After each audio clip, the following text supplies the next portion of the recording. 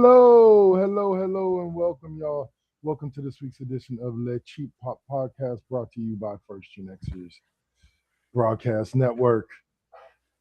I am your host, Dark Lord 100, aka Double KK Double, and I am here with the host of the night shift, my co-host, the one and only Rune Squire. What is up, Dave? Hey, how we doing? Doing well. Well, I say we're gonna kick it off hot. Hope everything's With going good with the Saint. And Mr. he's LFW. joining us. Yeah, with Mr. LFW.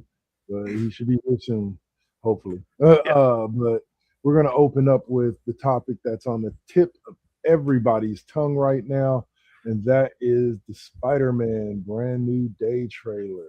Mm. The trailer has recently dropped, and we're going to talk about it because there's a lot of interesting things going on in this trailer from Keith David Oh being the man, voice I'm of so excited for that. of what was the name of the doctor? Kurt Connors. Kurt There, Connors. Yeah, yeah, because of the speech and the voiceover where he's talking about mutation biology and all this stuff. There is speculation. It still hasn't been announced yet, but there's speculation that Keith David will be the Lizard in the MCU. Wow. Yeah. Yeah. And the other thing is, people on the internet, fans are like, wait a minute, a depressed, angst-filled Peter Parker? We're finally getting a real Spider-Man movie. Yeah. Oh, and Punisher War Van. Yeah. Absolutely. Yeah. That's gonna be that. I can't wait to see those interactions. That's gonna be great. I mean, just right there. Yeah. Oh man. But yeah. So I'm truly interested to see because one of the big things was that now Ned and Mary Jane do not remember and MJ do not remember Peter. So that's one of the massive storylines coming on. I'm assuming this has a lot to do with Peter's depression. Right. And why he is feeling down. But it's going to be a gamble because this is definitely a tonal shift for Spider-Man from what we've seen in the MCU so far. Like I said, it's getting closer to Peter in the comic books. Yeah. Where literally with great power comes great responsibility. We're talking the Peter Parker where when the White Queen does just a quick head check on Peter Parker, she just goes like that. You were just a boy, and just the whole sense of Peter's responsibility just hits her. Yeah. And when you get Emma Frost to start crying for you, that's when you know that you are. Yeah.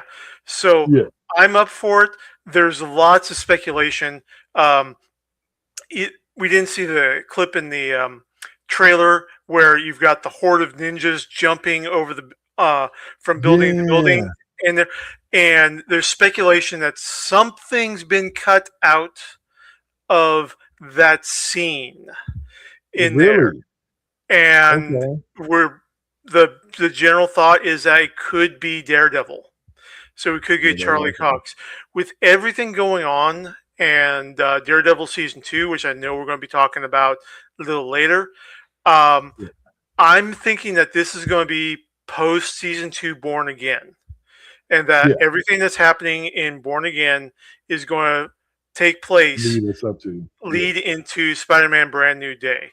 So we're finally getting all the street MCU characters, Daredevil, Punisher, possibly Jessica Jones, possibly Iron Fist, possibly Luke Cage getting in there. They're confirmed to be in Brand New, or they're confirmed to be in Born Again Season 2, or Born Again Season 2, but they're not. You're right. They're not confirmed to be in. And they were for Brand New Day. They were denying that Charlie Cox was going to pop in up till a week or two before release. in there. We saw how that happened. So yeah, I'm really excited. I'm a little bit disappointed because we've got some AI slop merchants who have been editing a still, that ninja jump still, and so they changed the background from the Manhattan skyline to what's obviously inside of a jail in there, which it kind of evokes the iconic Spider-Man or no, Peter Parker. I'll correct myself. Yeah. Peter Parker versus the Kingpin in jail, where Peter breaks in to jail while Fisk is in jail, takes off the costume, and delivers Kingpin the beatdown of Kingpin's life. And then showed him that he was holding back the whole time. Holding back, and it's like, no, I'm not going to dishonor the costume in there. Yeah. This is all me right now, and he has Kingpin up in a chokehold by the throat, puts his wrist up to Kingpin's mouth, and it's like 1, 2, 3. That's all I need to kill you. That's all I need to shoot webbing right into your mouth, force it down into your lungs, and you suffocate to death.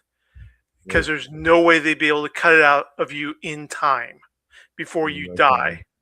And he just said, and this is in front of, God and everybody in the prison. And he just and the Kingpin aside, it's just to remember that. When my aunt dies, I'm coming for you. 1, 2, 3. Dang. Yeah. Dark Peter is definitely one you don't mess with. Yeah, exactly. Because Dark Peter has realized his full power. Right. All right. Yeah. There was also talk about that crossed my desk. That was talk about the potential based on the events of the trailer of Man Spider. Right. We'll see on that. Yeah. I don't want to see him permanently turn into some like spider-looking freak. Like no. Well, he wasn't. Like, he wasn't in the comics. But we remember 6-armed Peter. It's like, oh god, what am I going to do? My costume doesn't fit anymore. Ah. Yeah. Yeah. True. But yeah, I mean, that's a valid trope for Spider-Man to go through. But we honestly don't know. And the mutation angle in there, some people are saying it's going to lead for him joining into the X-Men. Other speculation is that no, it means that his body is adapting, and just like in the comics, he now is getting organic webbing rather than the gadget web shooters. Yeah. So, which makes sense. Yeah. Which makes sense. Eventually, he has to. We'll see. And one other character that is speculated but not yet confirmed is Sadie Sink from Stranger Things showing up. With the speculation is that she's going to be Jean Grey in the MCU X-Men. And this is going to be the first introduction of the MCU X-Men into the MCU. The MCU, right. Well, let's see. Yeah. Let's see. And guys, before we jump to the second part of this subject, forgot to run this before we run.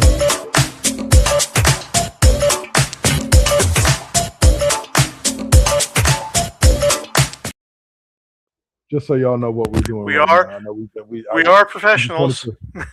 We just wanted to rush. I just wanted to rush into that Spider-Man topic. Oh yeah. Don't blame me at all.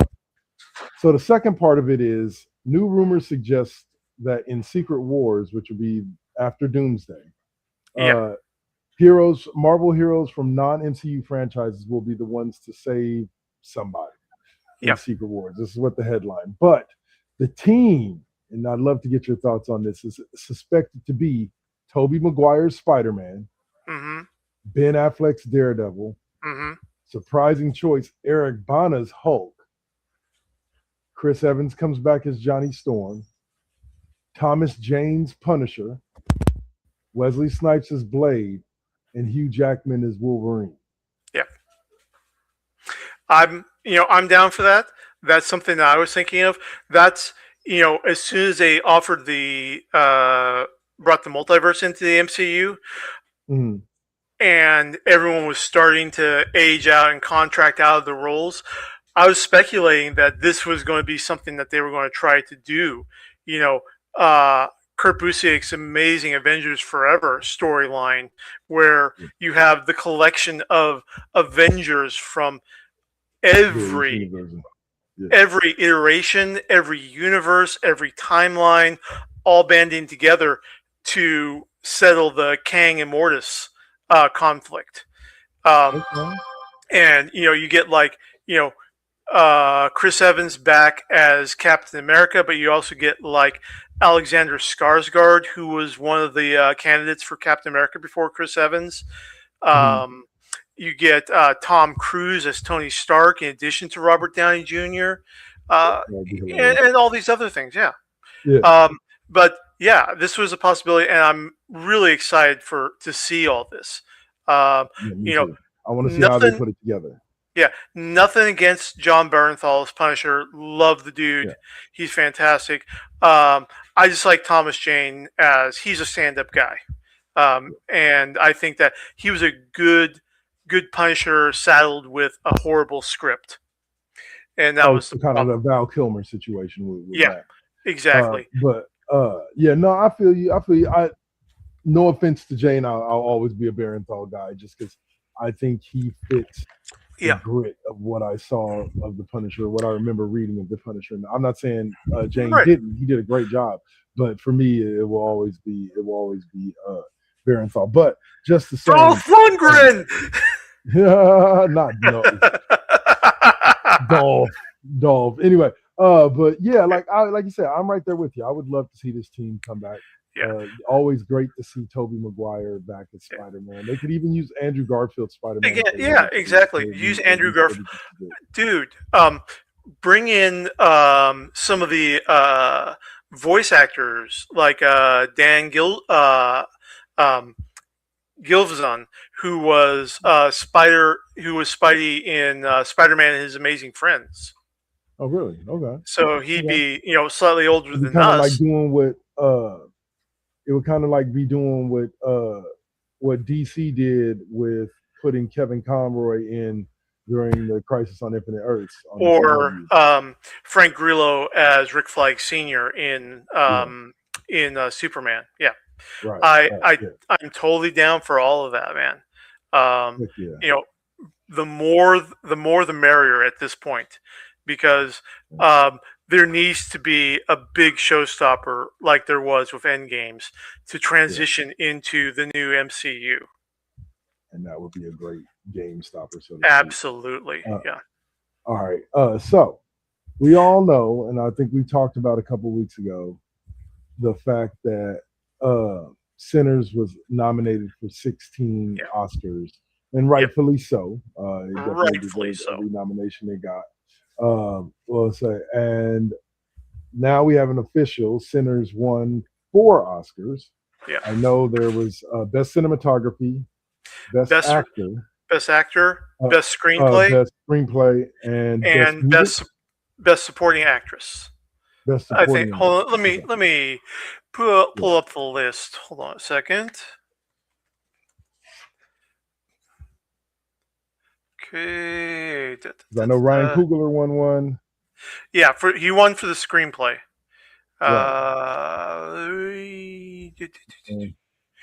Where is Sinners 2025? There we go.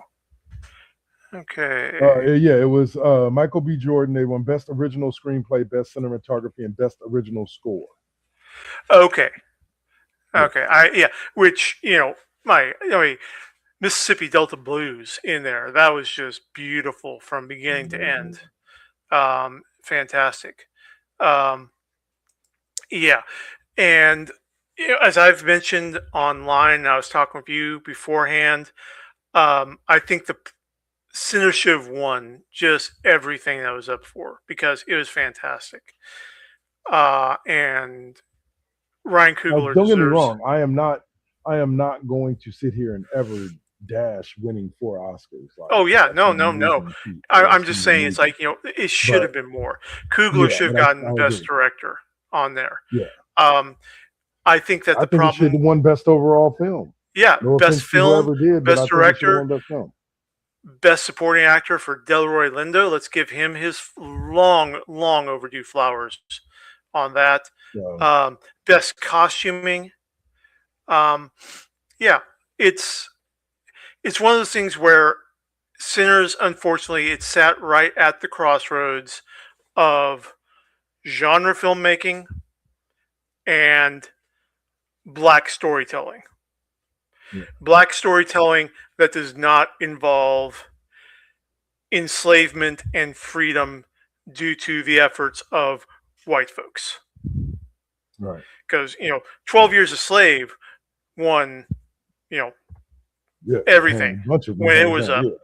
Right. But when you have black storytellers, not that Steve McQueen is not black in there, but when you have storytelling from a black point of view, just because everyone knows that the white guy has to chime in when on matters of black point of view and black storytelling and that.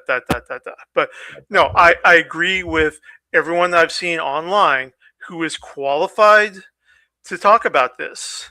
Yeah. In that,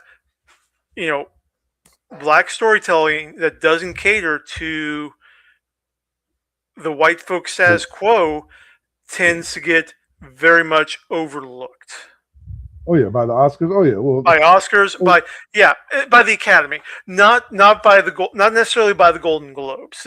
They're getting better about it, but the Oscars have always kind of shined down on But all right, yeah, we'll move it forward. But if you haven't seen Sinners yet, watch it.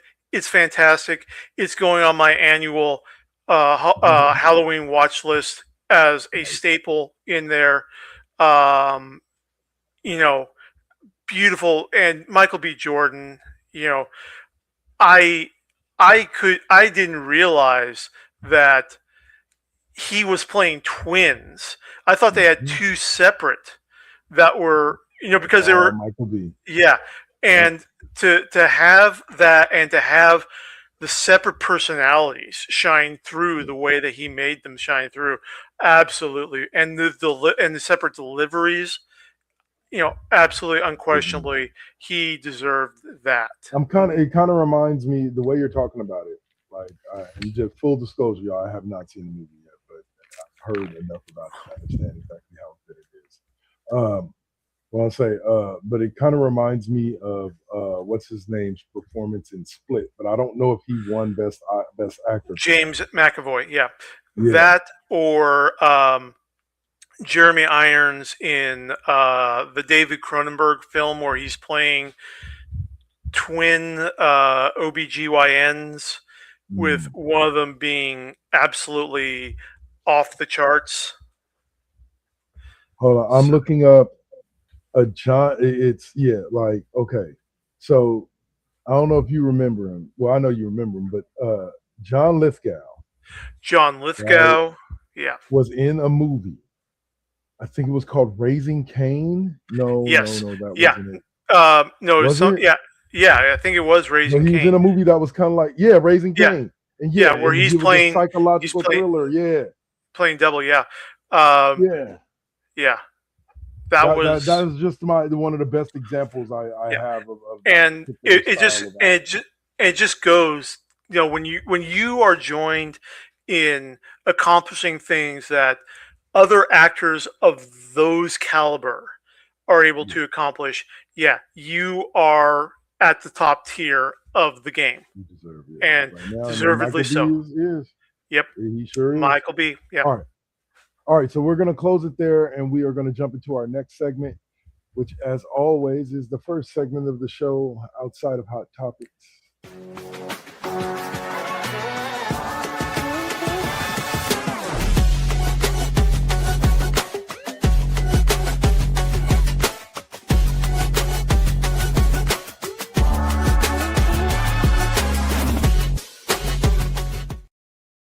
Pop Culture Corner, yay! All right, we're going to open up Pop Culture Corner with yet another trailer. Mm-hmm. This time, it is the trailer for Dune Part 3. 3. Yeah. I am. Yeah, you're here for this? I am here for this. Look, it's Tom Holland's wife. Oh, I know somebody go slap me for that one. Nah, Zendaya. Congratulations to them, by the way. So, absolutely, they just recently got married.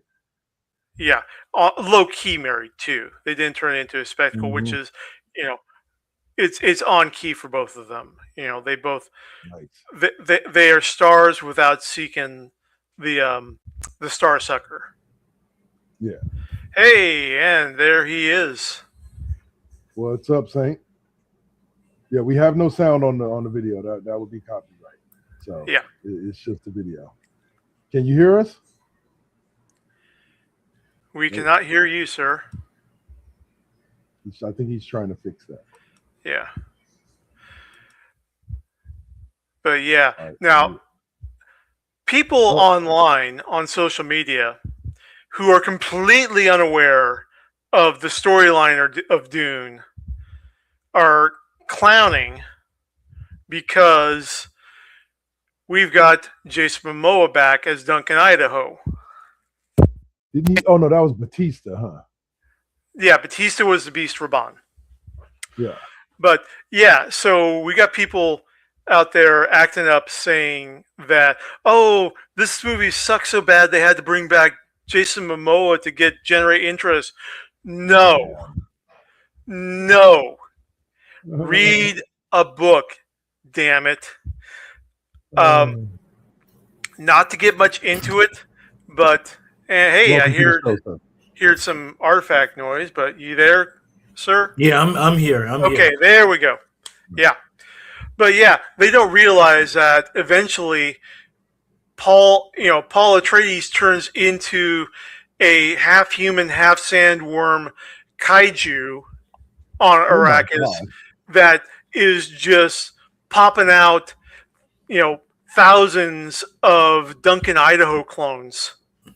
That's gonna be great. We're gonna get to see thousands of Jason Momoas. No. They never, no Dune adaptation. Not the sci-fi series. The sci-fi series went into the next book. I don't think they made it into book 3. Okay.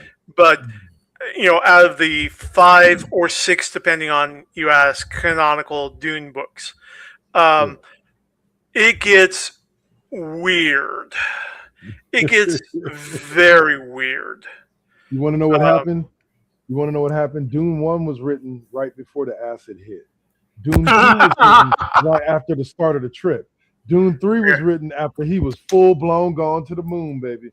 So now you get people that's half worm, half alien, like you get everything. He had it all going on in the head. Oh man. No, I'm just playing with y'all. But yeah, no, I'm looking forward to seeing it. I still got to check out 2. I saw the first one, loved it. Well, still got to check out 2 and before I check out 3. Saint, you got any thoughts to drop on this Dune 3 trailer? Yeah, I have not seen it yet. I have not seen it yet, but I have heard a few things about it. It. I know. I know you guys already talked about Spiderman, haven't you? Yes, we did, sir. We talked about that at the top on Hot Topics. Yeah, let me just say this. Let me go ahead and let you. We'll give you a quick second. Go ahead and give your thoughts on the Spider-Man trailer, man. Listen, I'm pretty happy with how it went down. We know that there are a great potential for Easter eggs. That little part with John Barenthal showing up, as the Punisher, and then Mark Ruffalo coming in as Dr. Banner. So it's like I'm good with that. You know what I mean? And I know that open space when the hand comes in, there's got to be there's got to be some figures. There's got to be a couple of people because he Mm. wasn't in that whole scene by himself. I'm telling you, Yeah. right at the end, nah, bruh. I think, I mean, I could easily sit up here and say it'll be the Hulk and Daredevil, and that would be the the shit. Or even the Hulk and Punisher with a few, shooting a few rounds and doing one of those superhero, one of those superhero scenes with a couple of 4 or 5s, be like, pow, pow, pow, pow. Oh, I Yes. can see it. I Yeah, can see it. John Barenthal takes 2 shots at the Hulk. The shit ricochets off. They do a zoom in on Barenthal's face as the Hulk turns around. Oh shit! So then he starts running backwards with the 2 guns, blah, blah, blah, blah, blah, trying to do something to get the fuck away as the Hulk's charging towards him. Oh, I would love to see it. I would love to see it. Even if they cut it there and didn't show me anything else, I would love to see that. I'd take that. I'd take that. But all right. So next up is something that you guys may know a little bit more about than I do. But I heard Wheel of Time was canceled. But I also heard now that Wheel of Time is being picked up by other places. So there's a movie, another show. Yeah. But I didn't get to see. Yeah, Wheel of Time was really not my bag, and because I had a wonderful conversation with our good friend Mr. Hemphill, and he told me that the actual TV show is completely different from the books. So he said he had no time. He said that time would be wasted. Yeah, He said time would be wasted. I absolutely agree with him on that. I watched, and as soon as we find out that, my favorite character in the series, Perrin, is married, and we know she's going to die, I'm like, I'm out. That's just, let's dump more trauma onto Perrin. Like he doesn't have enough shit to deal with throughout 10 books. Okay? Hold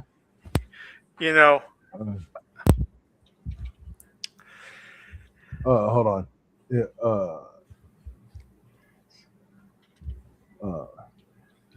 had to create a banner for something real quick that we'll talk about a little bit later. All right, so but when it comes out, I'll check it out. I'll see what it's like. I'll give it a chance. That's what I'm saying. I don't know.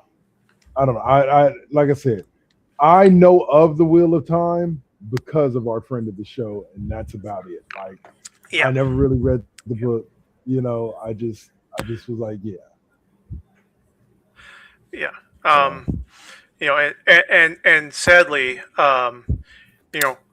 Robert Jordan had a legitimate excuse for not finishing the final book in the series. Unlike Mr. George R.R. Martin, who keeps getting sidetracked. Getting distracted by the new dragons. Sorry. That South Park episode always cracks me up with George R.R. Martin, the Thanksgiving episode. Anyway, all right. So, like I said, I don't know if it's worth looking forward to. I'll let somebody else watch it and tell me if it's worth watching. Yeah, we'll definitely. Jamil has always hits. That's always touted the Wheel of Time books as some of the best books he's ever read. Like it's one of his favorite storylines. Yeah. So the one thing I hope that they do keep in this new version of the Wheel of Time is the blended ethnicity of the characters. Having a little bit of color rather than standard white European fantasy in there. Having given the main characters a little bit of skin coloration to show just how different ethnic groups would have mixed in over time, over centuries, millennia in the world, and produce something. It's Warhammer 40K where you've got 40,000 years in the future, and everybody's white. Even the black guys are just light skinned and white or light skinned and black. they're full on like ebony. They're like ultra melanin, still white facial features because it's all the same prints, miniature prints. So I mean, the Asian Mongol characters are just white people with. Dave, What happened? I don't know, Dave. We can't hear you, bro. Hang on. There you go. Now you're back. Okay. Don't know. So okay. Anyway, but yeah. So that was. I did like the ethnicity blending in with the people of Two Rivers and with the general Wheel of Time continent. Well, like I said, we shall see. Yeah. So, all right. I'm going to go on ahead and move us forward from here, and we are going to move to. I believe we did touch on this a couple of weeks ago, but now we can really get into it. We all know. I think we all know who they're talking about. MCU star wants to play the Joker after playing Marvel's best villain since Thanos. It is his name is Chukwudi Iwuji. Yeah. And he played in Guardians of the Galaxy. He was High Evolutionary in Guardians of the Galaxy. And number 3. And he also played, I'm trying to remember, he was in James Gunn's Suicide Squad. Wasn't Idris Elba. I'm trying to remember the name of the other black guy in that Suicide Squad. No, actually, it was Peacemaker. He was in the series of Peacemaker. That's right. He wasn't a member of the squad. He was a like tech support character in there for Argus. Yeah. Got you. Well, he says he wants to play the Joker. Hey, and I'll be honest with you, I'm here for it. Like we have yet to see and to me, just the act of using a black man as the Joker would be another way of showing how the Joker can be anybody. Yes. How anybody can be anybody. How Batman could be anybody. Technically, theoretically, okay. Yeah, anybody born with $1 billion and a desire to fight crime. Exactly. Yeah. But I think I would love to see him as the Joker because I would love to see what his interpretation of the Joker before being the Joker is. Right. You know what I'm saying? He was perfect as High Evolutionary, man. I mean, just that whole arrogance of the character. The thing is that High Evolutionary though is generally emotionless. He's arrogant and emotionless. And in the film, he got a little heated when his creation started rebelling. Where in the comics he's more like, "Oh, you want more rights? Blam! Anyone else want more rights?" All right, Saint. Any thoughts on the High Evolutionary playing? Because I don't want to butcher that man's name again, so I'll just call him the High Evolutionary. It's like our other friend of the show who. Well, I will say this. Considering that the Joker, of course, is one of my all-time favorite villains on the face of this planet. So we just don't want to see him, that's a very, very high-profile character. If he was to take a shot at it, I wouldn't have no problems with it. Yeah. Because, the thing about it is that you have to be able to choose your roles. Because, just think about it. Jared Leto wasn't happening, okay? That was just like... But that's just Jared Leto in general. Yeah, don't get me wrong. He did kind of redeem himself in the Batman v Superman Zack Snyder version, just the just for extra that scene, purpose. like, Yeah, just for that extra scene, it was okay. Yeah. But Yeah. until somebody else, revives, or if somebody else has the spirit of Heath Ledger, then don't get me who I wrong with think, Nicholson. Don't get me wrong with Nicholson. But see, Heath You know, Ledger played that shit just because he Okay. was an anarchist. I'm glad you said that. just put Mark Hamill in the white pancake makeup, put him on the screen, I think he let did a him good job. cook. Okay, But we okay. know he can play that psychotic because we saw that with the trickster in the Arrowverse Flash. Yeah. Right. But, Yeah. Okay. Yeah. Here's the thing I have to say. I agree that Ledger, like, if you're doing 1, 2, 3, it's going to be like Ledger, Nicholson, and then whoever your personal favorite is. I think that Ledger and Jack Nicholson are kind of a 1A, 1B. And the reason why I say that is because both of them brought out different aspects of the character from the comic books. Like by far, Jack Nicholson is more of the Joe Cool, style, classy gangster style of the Joker, which did exist, even in the comic books. And then Heath Ledger is that more anarchist side of the Joker, like they say in Dark Knight, like he's just a dude that wants to watch the world burn. You know what I'm saying? There's no real rhyme or reason. There's no end goal to what he's doing. He just wants to cause chaos. I think both of those are equally the Joker. Just depends on which version in the comic books you particularly cared for. You know what I'm saying? If you like the classy old, the classic old gangster style of the Joker, then you're probably going to lean more towards Nicholson. If you like the more newer age, crazy for the sake of crazy Joker, then you're probably going to lean more towards Heath Ledger. But I think that they both exemplified what the Joker was. But I will say this. The reason why I say I left that third one open to whatever your preference is because my actual preference is the twins from Gotham. Jerome and I can't remember the other one.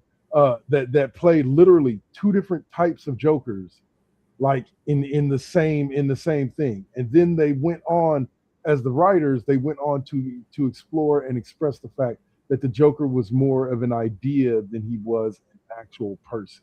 And almost anybody could be the Joker. I like that embodiment of the Joker because then it automatically blanket explains why Batman kept putting the Joker away and there was always a new Joker. Like they didn't have any differences. It was always just another Joker. And people are like, oh, he's always escaping from it. Wait a minute. So Arkham never improved the security over a 30-year period of time to where the Joker couldn't break out after Batman put him in there. There's something funny here for me. And it gives a blanket explanation to just say every Joker that he put away was a different Joker. And in Arkham Asylum, there's like six Jokers that are in there that he's put away over time. Well, is that then there has to be putting away, several fucking what's his name? Two-Face. Yeah, several different types of scarecrows or a couple of Two-Faces, Killer Croc, fucking Clayface. There's 3 versions of him.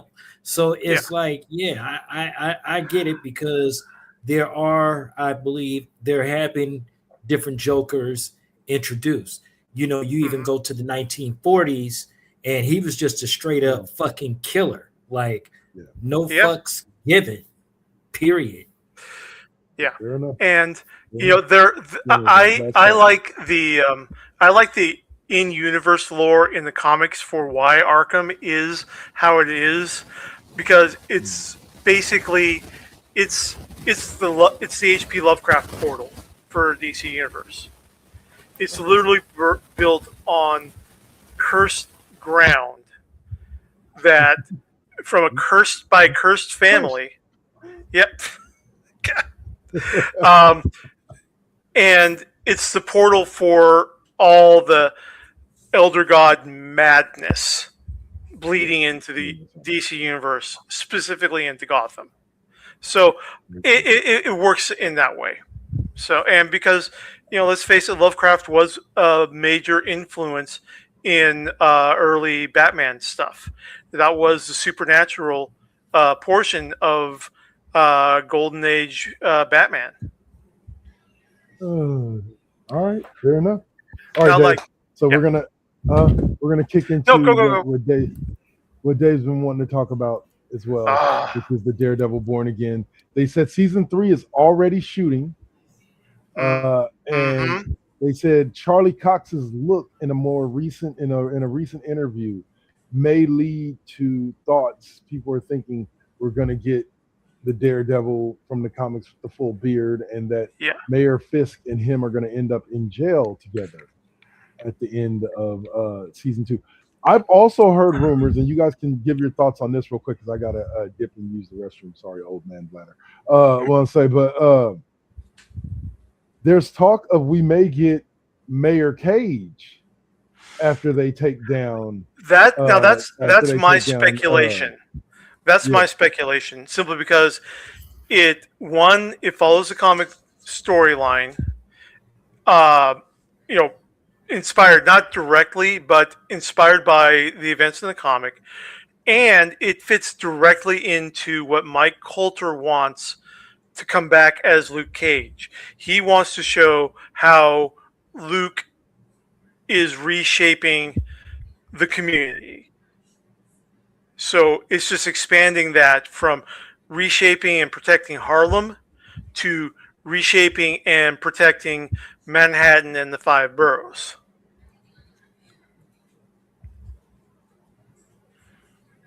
That's a given. Yeah, that's definitely a given. Okay. Yeah, and it's a good swerve, especially with what we got going on with the Matt's Army in there, where because we got Jessica Jones, we got the new White Tiger. Who else do we got that's confirmed in there?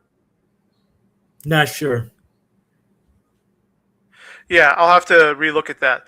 But we've got a lot of the street level vigilantes in there, and I need to rewatch season 2 of Luke Cage, just to the new sheriff in Harlem phase, where he's controlling. He's become the Godfather up there, but he's trying to do it as I'm never going to get rid of the crime, the vice, and all that.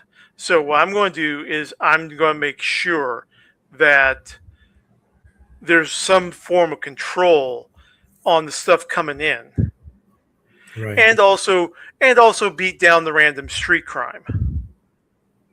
That's a given too. Yeah. I got my ass beat by Mayor Luke. Anyway. Yeah. Oh man. But no, I can see it.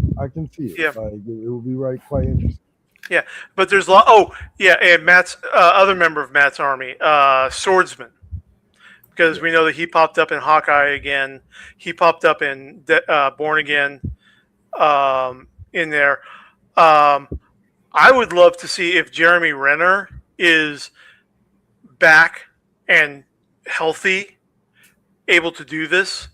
Matt back, Jeremy Renner back as Hawkeye, or Kate Bishop back as Hawkeye, Haley Stanfield. Push up the Young Avengers angle, because we got a huge list of them all ready to go.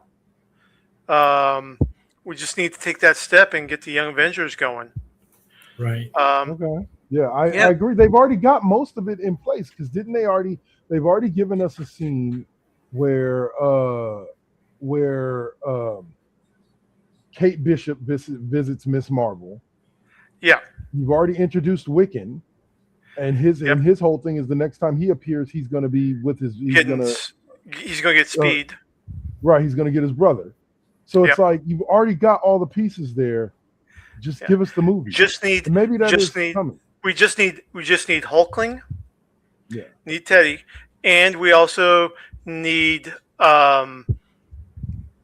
So who was introduced Isaiah at the end of Bradley She-Hulk? well, Isaiah Bradley, we got him already. I'm talking about Iron Lad, Nathan. Oh. Which Maybe they're going to replace him with Iron Heart, I've heard. that would be good. That would be And fine. use her instead.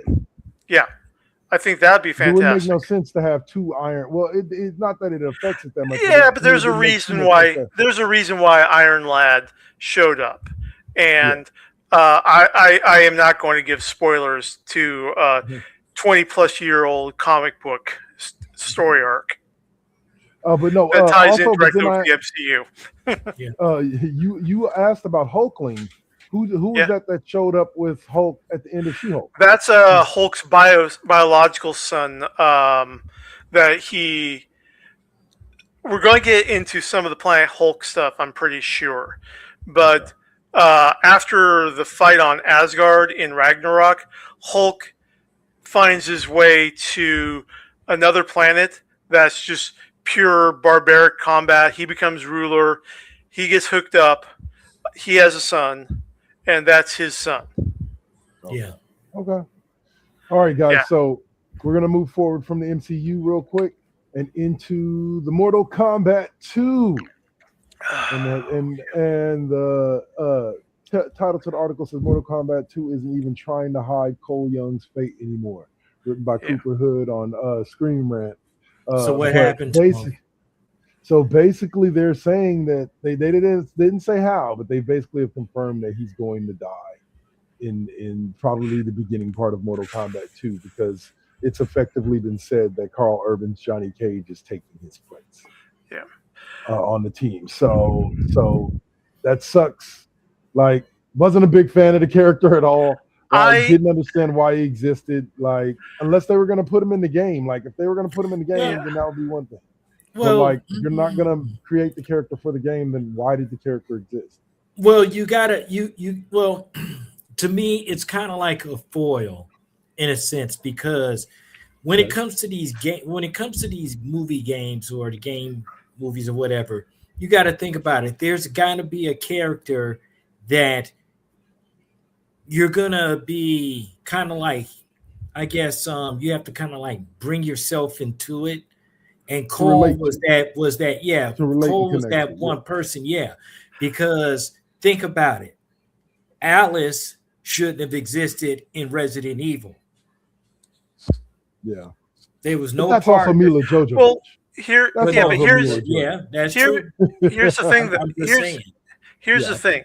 Up that continuity too. Now, to our Mortal Kombat expert, Mr. Saint, Cole actually showed up in the original Mortal Kombat 2 arcade game, right? He was the SWAT officer. Who was the SWAT officer in Mortal Kombat 2? That's not Cole. That's okay. Cole. Then I'm misunderstanding. That's Stryker. I can't think of his Stryker. Yeah, that was Stryker. In 3, No. Cole was a. Okay. Cole was a character. Never mind. That's my brain. For the first Mortal Kombat. And here's the thing about it. Here's the thing I didn't like. Yeah. You know us white guys in video games, we all look alike. Oh, hell no. It's kind of like Street Fighter and Captain Sawanda. You know what I'm saying? Like, what? Yes. But no, here's the thing about it. So the Cole character would have been more appealing had they made him eventually become Scorpion. Like, you know what I'm saying? Because they linked him to Scorpion. And then, like, they're like, oh, but he's got a different power where he can have this gold shit come around him and he uses batons. And it's like, no, you were so close. It was right there. It was right there. And y'all decided to go left. Like, just make him into Scorpion. Like, eventually Hanzo's spirit possesses Cole's body and he can switch back and forth between being Scorpion and being himself. Now the character's more interesting. Like, but I don't know. Like, I just didn't like the spirit possession shit. I mean, I don't know. Like, it was, give me something better than he's Scorpion's descendant who has all these random ass powers. Like, yeah, the dude can't win an MMA fight, but he can take down Goro. Really? Like No, he gets his ass beaten in the octagon by somebody that isn't even as skilled as the worst UFC fighter, but yeah, he can take down Goro. All right, That's like yeah, Carl sure. Urban. That's like Carl Urban playing Johnny Cage. I would have rather have seen The Miz, but you know, I'm there with you on that. All right, now I didn't get to see which franchise this was. Hopefully, one of y'all got to read this article. But there's talk of Alan Richardson being one step closer. God dang it. To taking over Schwarzenegger's $2 billion franchise. I'm assuming what? The Terminator. Yep. The Terminator franchise? Yep. Yeah. So what is he gonna play? Is he gonna be like he would be like a T900 or some shit like that, you know. It would be another upgrade. I mean, listen, like for me, Terminator 2 was the gold standard. You knew what it was. There was a possibility of a future and what have you. Yeah, Robert Patrick, perfect villain, you know. God. That scene when he goes running after the car is just yeah, and you know, Linda Hamilton did her job, whatever. Arnold is, you know, less than 200 lines, you know, was spoken, but we saw it. There was no need for a Terminator 3. There's no need for a Salvation, a Genesis, or all of that shit, man. Terminator 1 was good, but Terminator 2, you don't need anything past that. Because you keep it to the imagination. I say it like this, man. Sometimes they milk the cow too much. And Terminator is one of those series where they definitely milk this cow too much. Like, don't get me wrong. I was happy with the TV series with what's her name? Summer Glau. I wasn't like I said, it wasn't the best thing ever, but I was happy with it. I liked the storyline. It was a decent series. But the movies, every movie after 2, I agree with you. Should have just never been made. We could have done without it. Yeah. You know, or you could have given us animated movies and made it more interesting. I don't know. Yeah. Well, but yeah. Well, let me just say that, and I'll stop at that point. You got the original movie, you know, in the theaters or what have you. But for me, when it was that director's cut that put it all together with the deleted scenes, when fucking Michael Bain, you know, he made his, you know, he let folks, you know, he let her know, hey, this is what it is, blah blah blah. You're carrying my child, you know. I'm carrying it, you know. Like, damn, the extra footage was worth it. Now I really didn't need to see a Terminator 3. You know. All right, Dave. Last thoughts on that subject. On Alan Richardson taking over the Terminator franchise. Yeah, you know, I'm with Saint. I kind of got burned out on the Terminator post Judgment Day because it just got more convoluted and more just pulling crap out of their asses to justify why Skynet is still around. Now, what I think would be a great idea. Software. Yeah. What I would think would be a great idea to continue the idea of Terminator is take it from like just the single timeline mess that it is and put it into Skynet needs just one timeline where it's one timeline that has where it has a foothold, and then expanding out through there into other timelines. Yeah. That makes much more sense to me, at least. Okay, so it's an invasion to Skyline's still Skynet's still preserving itself, but it's got its base. It's now just expanding its mandate, and doing the Ultron thing of organic life forms are the problem. I will still always love that meme that basically talks about like it's like Ultron spent 3 minutes on this on the internet and decided humans were the problem. Yeah, humans were the problem. Y'all need to go. But all right, so we're gonna move forward into our last couple of subjects. The second to last subject is a quick one. Supposedly, Jim Carrey is coming back as Robotnik again for Sonic 4.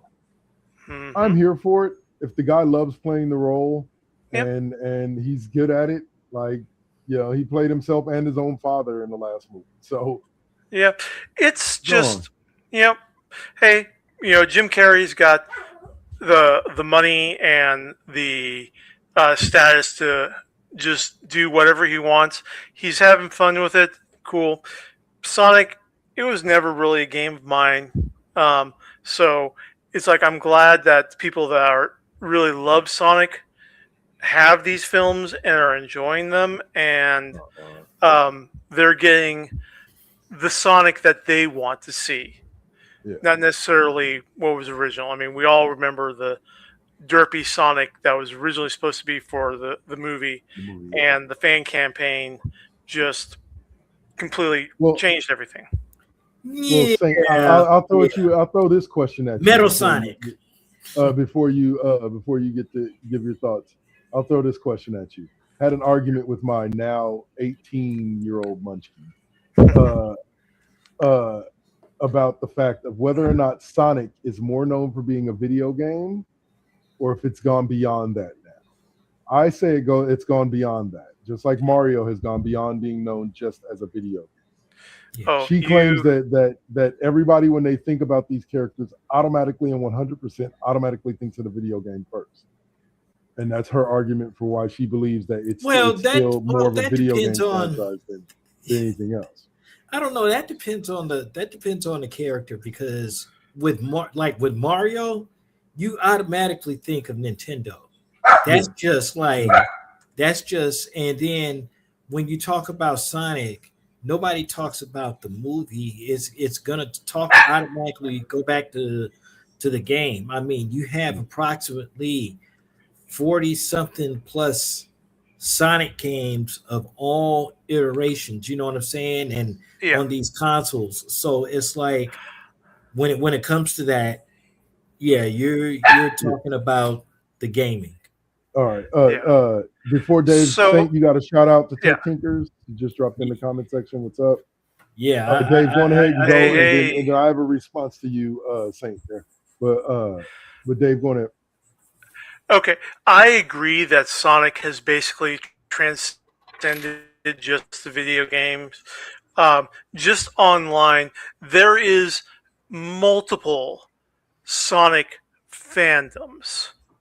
Is an entire thing on the internet. Not just, building off of the video games, the movies, the comics, both the Archie comics and others. People creating their own Sonic personas in there. It's a whole thing. So, it's definitely made more. And we're not going to go into the length and breadth of Sonic fandom because it's a lot to unpack and there's a lot of fuckery, shall I say. Well, let me say it like this. It's not necessarily that I think that people don't think about the video game. I think it's a generational thing.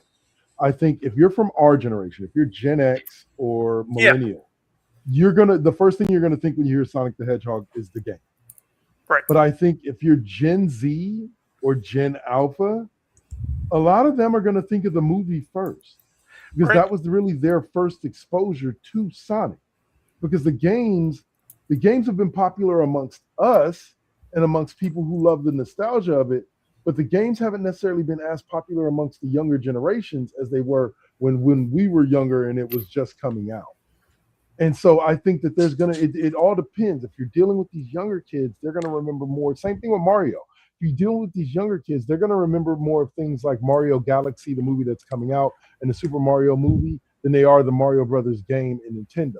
But our generation, millennials, like 30, 40 up, we're gonna remember the gaming system and the game first before we remember the movies, because the movies all came after we had already been inundated into the Mario world, dating back to the John Leguizamo, Bob Haskins Mario Brothers movie. So I think that both of them, Sonic and Mario, that's what I mean when I say they've gone beyond being just video game characters. They are now icons, in their own right. And so because of that, I hear ring, ring, ring, ring, ring. Tech Tinker's in there fooling around in the comment section.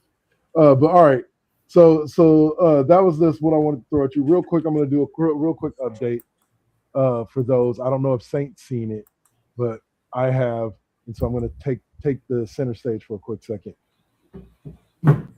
If y'all have not watched the first 3 episodes of Invincible season 4, jump on it. This is by far the darkest season of Invincible so far, and that's hard to say because Invincible has been dark for these first 3 seasons. Like, they've gone some dark places, but this is by far the darkest that I've seen, and I've only seen the 3 episodes. Now, I'm not going to go into a lot of details. I will give one spoiler alert thing that I will say about it for those who have not seen it, and that is this. There is a scene at the beginning of one of the later episodes, I believe it's episode 3, in which I'll say on which it actually makes you feel sorry for the Viltrumites. And that's all I'll say. Like, something I never thought would happen, which is me feeling sympathy for the Viltrumites, actually happened at the beginning of episode 3, season 4. So if you haven't seen it, I'll be updating y'all every week. I'm going to be watching it as it goes along. As well, we'll be talking about Born Again. That drops on Tuesday. Daredevil Born Again too. But yeah, I just wanted to get that in there because, like, yeah, there is some dark shit that goes on in the season of Invincible, and I am here for every bit of it. So they're doing the whole thing where they drop the first 3 episodes, and then now they're going to be jumping into 1 episode a week for the next 5 weeks. So, all right, last subject, gentlemen. Wanted to save this for the tail end.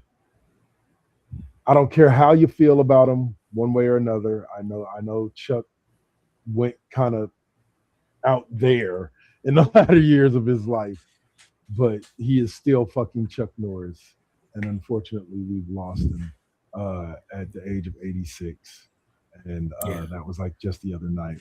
So, yeah, rip Chuck Norris. I will always say this: of all the great action movies that he did, and all the, like, even the one where he fought Bruce Lee, that one was great. Sidekicks will always be my favorite Chuck Norris movie. Sidekicks, that movie's awesome. Gentlemen, your thoughts?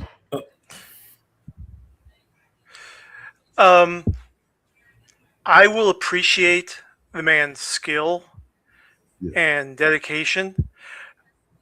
I did not agree with his political slants, and he had some pretty horrible ones, in my opinion. Yeah. But I'll say he went. Yeah.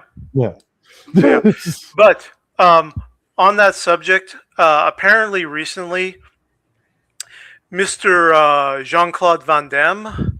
Bro, we got to stay on subject. I know. This is. Okay. I promise you. Okay. He was asked before Chuck Norris' passing, so who would win a fight between you and Chuck Norris? And Van Damme's answer was, well, I run very fast. All right. Thank you for that, Dave. That was good. That was good. Yeah. You ain't sorry, Jean-Claude. Like, I think he is one of those ones that Michael Jai White calls out, that he looks great on camera, but he's not exactly a fighter. Yeah. Yeah. But Uh, yeah, but yeah, go on. but Chuck Norris, um, he was an icon, and um, you know, it's just a complicated legacy. For sure. Yeah. Saint, any thoughts? Yeah, well, like I had posted, on Facebook a couple, a day ago. Listen. For many of us that are Gen Xers, and I don't care what anybody says, okay? Chuck Norris grew up for me, personally, I got through the 80s with Chuck Norris. One of my favorite fucking movies is Lone Wolf McQuade, okay? That and a movie before, a couple of years before that, called An Eye for an Eye. And that was actually filmed in San Francisco, Richard Roundtree, and considered that. And yes, he's a Republican. He's always been a conservative. I mean, we knew about that. And yeah, there may be some, disagreements with that. But my thing with that is that he was a very disciplined warrior. Okay. His discipline with the different type of karate was is called Tang Sudo. He had 6 black belts. Yeah. So and I don't look at that political, I really don't look at that political thing, because I mean, You don't have to he was respect like the Chuck. man's Yeah, opinions to respect his exactly. Yeah, That's exactly. Yeah. that's kind of like the same way in the older generations that, perfect example. Nobody liked nobody liked John Wayne politically, but they loved his movies. They love you. So yeah, and we Yeah. know exactly what he was. So Yeah. you gotta Now, kind of Yeah. on a more stand back. Yeah, Chuck real Norris, quick, that's my dude. Let me see. on a You, more you, you had a full well, you had a full collection of the Karate Commando figures, didn't you, Saint? Nah. I But will say the movies, no, yeah. on a lighter but not lighter moment as well. For those of you or those of us out there who were fans of Buffy the Vampire Slayer, Yeah. the Yep. actor who portrayed, I can't remember his name right now. It's blanking with it. Who portrayed Xander, which was one Yep. of my favorite characters and one of the rare reasons why I actually watched the show.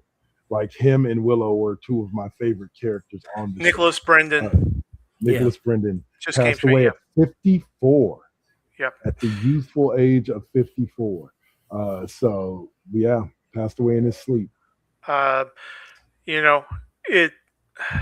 I was never a Buffy fan, but Sarah I Michelle think Gellar. Yes, she's bringing back Buffy. his. No, actually, I had got to tell you about that. Got to tell you about that. But Nicholas Brendan, he had a lot of issues in his life. He had a lot of demons he was struggling with in the past 10, 20 years since the show.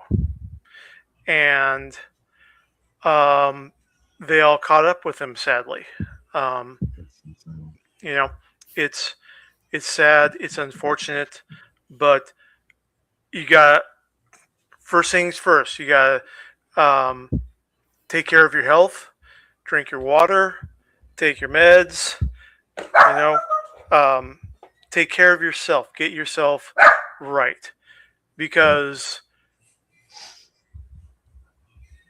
aside from him, we have lost 2 personal acquaintances who are our age. Just last year, from things like sleep apnea and those congestive heart failure in the 50s. Go ahead. So get yourselves checked out for whatever it is. Get yourselves the help that you need, and I know it's hard, especially in the U.S. to get that. Just do what you need to do to live your Do the- best life. Yep, do the little things. We're all in agreement there. All right. So Tech Tinkers, no, he doesn't like My Little Pony. He is a Terminator fan. Like, relax, bro. Like, we see you, bro. We got you. All right. So that'll be our final subject real quick. And you know what comes up after the break. That's right. We talk about big sweaty men slapping meat in a ring.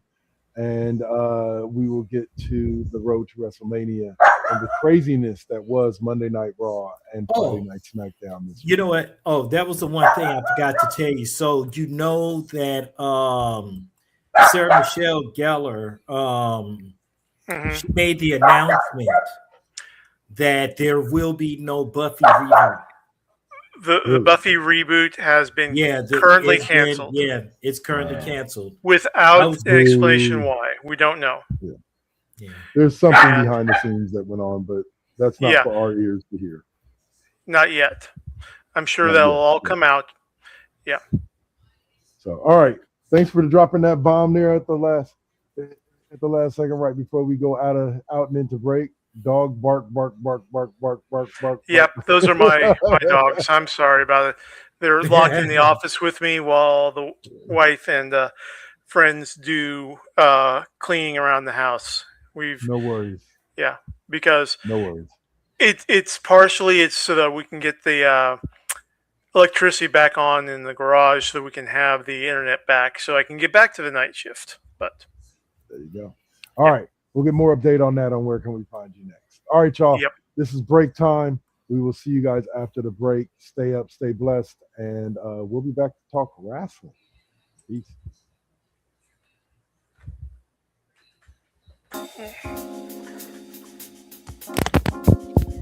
We back at it.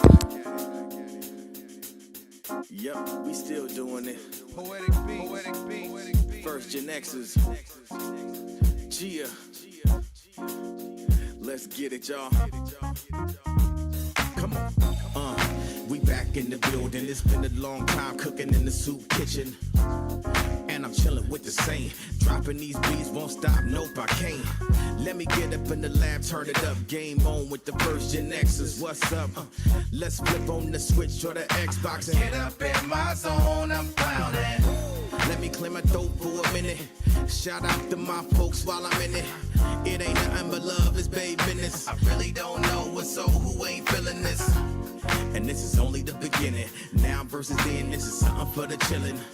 Poetic got the joints like McDonald's. I'm loving it. It's the first gen. We're now rocking with Poetic Beats. This is the first GenXers production. Get your PlayStations out. Get your Xbox out. Get your Switch out. Let's get it in, y'all. Holla back.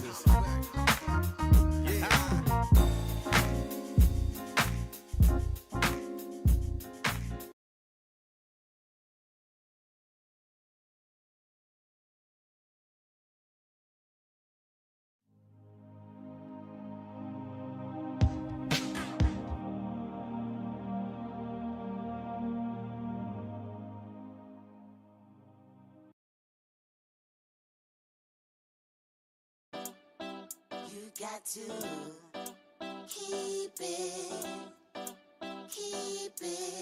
You got to keep it lovely. You got to keep it. You got to keep it lovely. Success comes right after the struggle. I ain't even giving up on whatever I wanted. The tragedies I've seen, I can't even stomach. Most of y'all weak as shit and would've started running. Every time I make it back to the crib, I'm thankful the Most High let me see all of it. Grateful I'm lovely, and I'm being real with this. Please don't judge me. I'ma stay on my shit.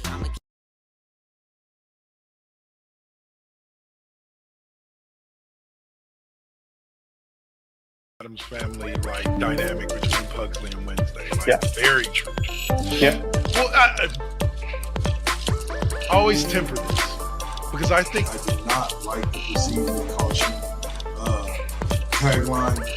I've also seen what Chase Center looks like when the Valkyries are fucking playing. So fuck all of you, because Chase Center is packed no matter what's going on.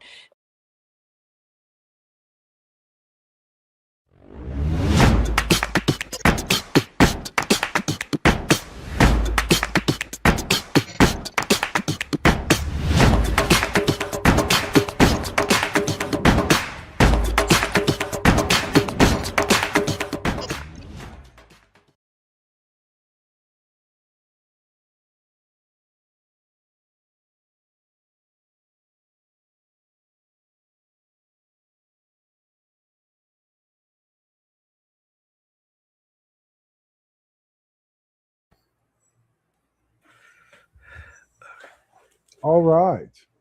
And back we are We are indeed. to jump right into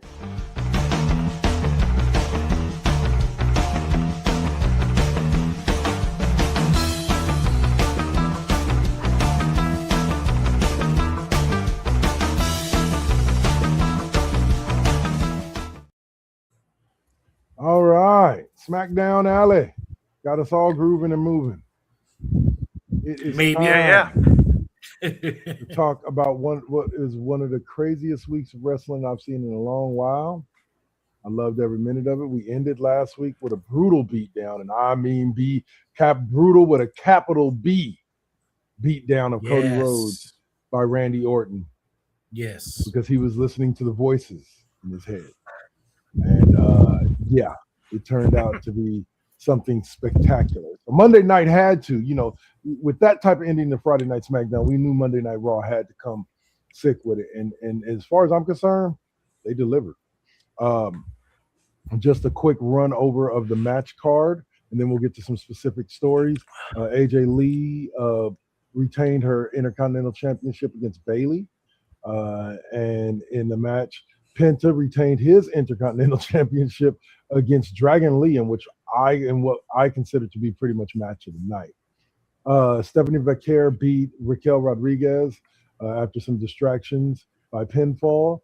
El Grande Americano defeated El Grande Americano Original in a one-on-one match with some help it's El Grande Americano versus De Grossa Americana.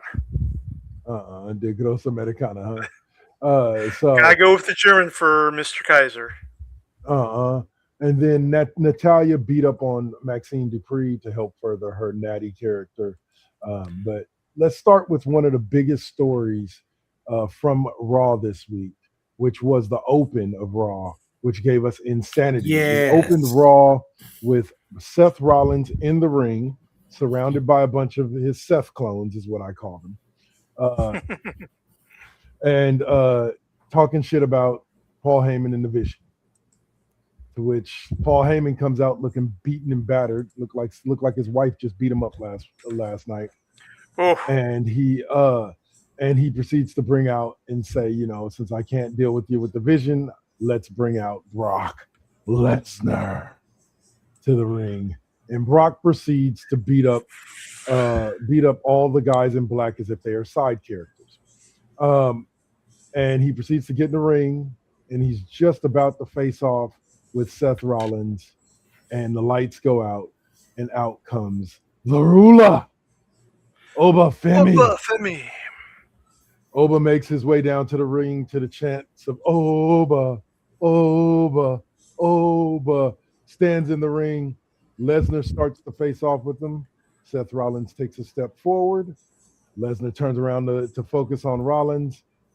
Rollins dips out the ring to leave Lesnar in the ring with the ruler, to which he turns around and Lesnar promptly receives a fall from grace.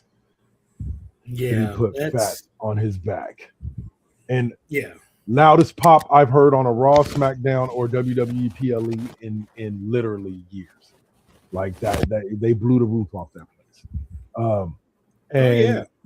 And Oba then steps on Brock's chest and points to the WrestleMania sign, signifying that, as I said a couple of weeks ago, Oba Femi would be accepting Brock Lesnar's challenge at WrestleMania, and we are getting Oba versus Brock the next big thing versus the previous next big thing.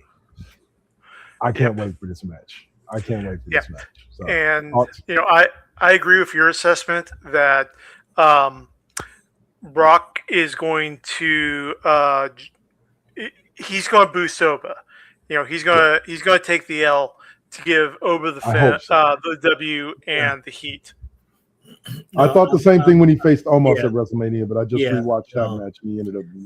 I'm going to say that this is going to be another lesson that is going to, further say that, hey, listen, when Brock Lesnar retires, that'll be the one time he will lose again. He is not going to let this, I see He's it not going to different. let this young guy over. I see it Not different. yet.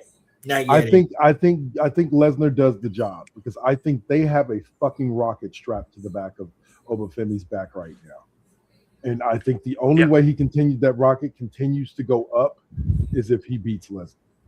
If Lesnar beats him, even if it's a great match, if Lesnar beats him, you kill all the momentum that you've built up over the past few months, having Oba run over everybody else the way that they did. If you eventually I don't know. if you eventually want him to be considered an actual threat for the World Heavyweight Championship, he has to beat Lesnar. And you got to think about it. But you got to think about it. Remember when when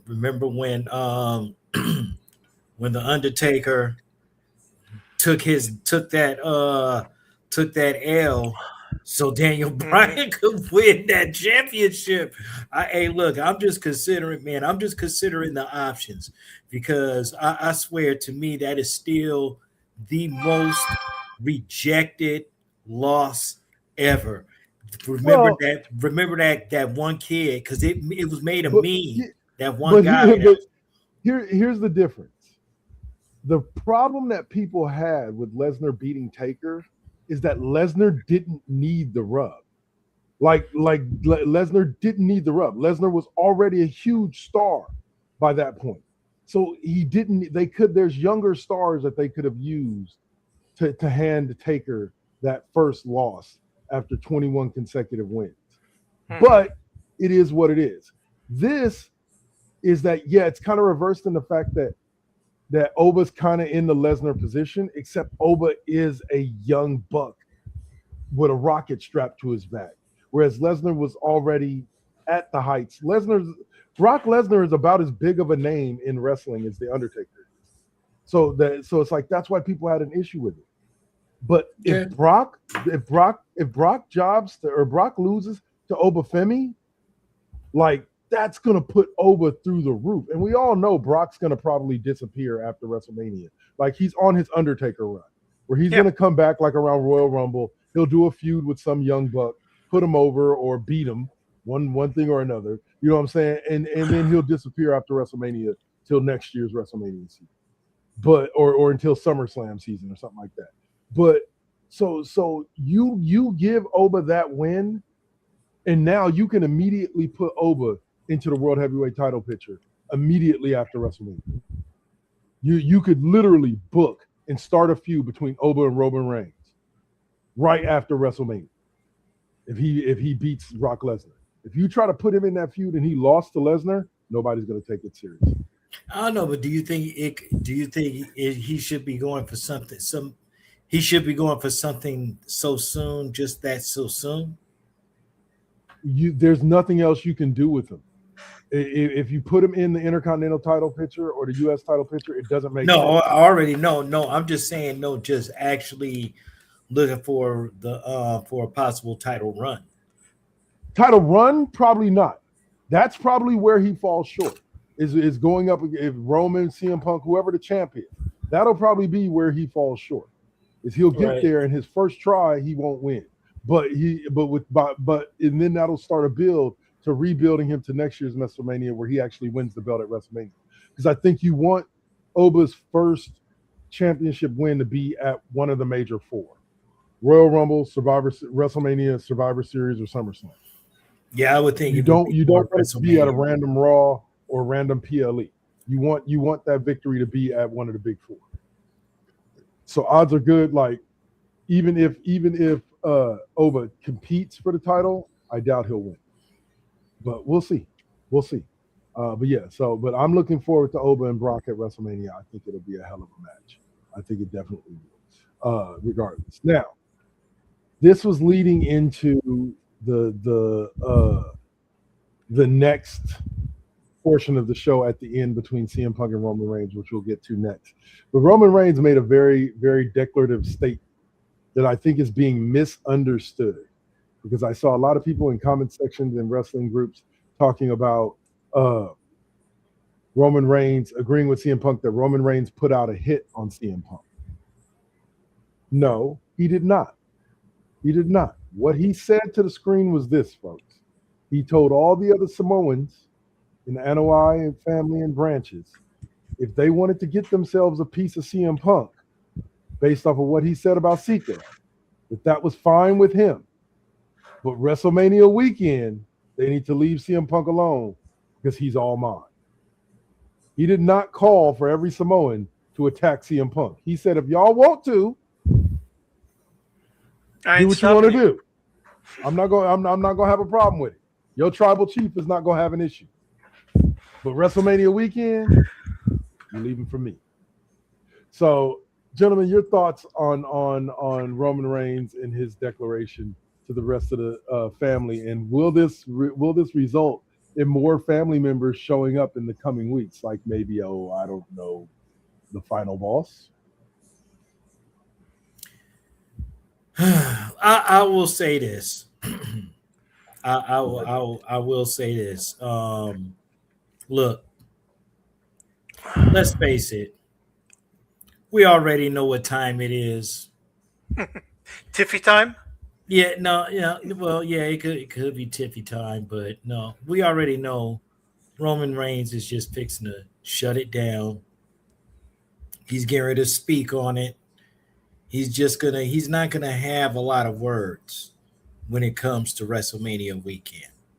He's just gonna go in there, kick his ass, take the belt back. Because I think Roman Reigns is gonna win. As a matter of fact, I honestly believe that man is gonna take that belt back. And he's gonna take it back from CM Punk, and that'll be the first time he's held that belt. So yeah. Well, I think it was the unified. I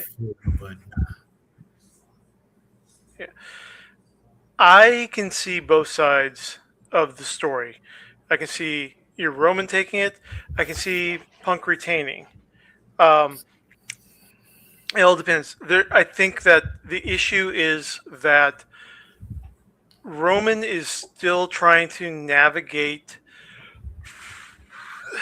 the Hollywood versus WWE path that The Rock pretty much mastered.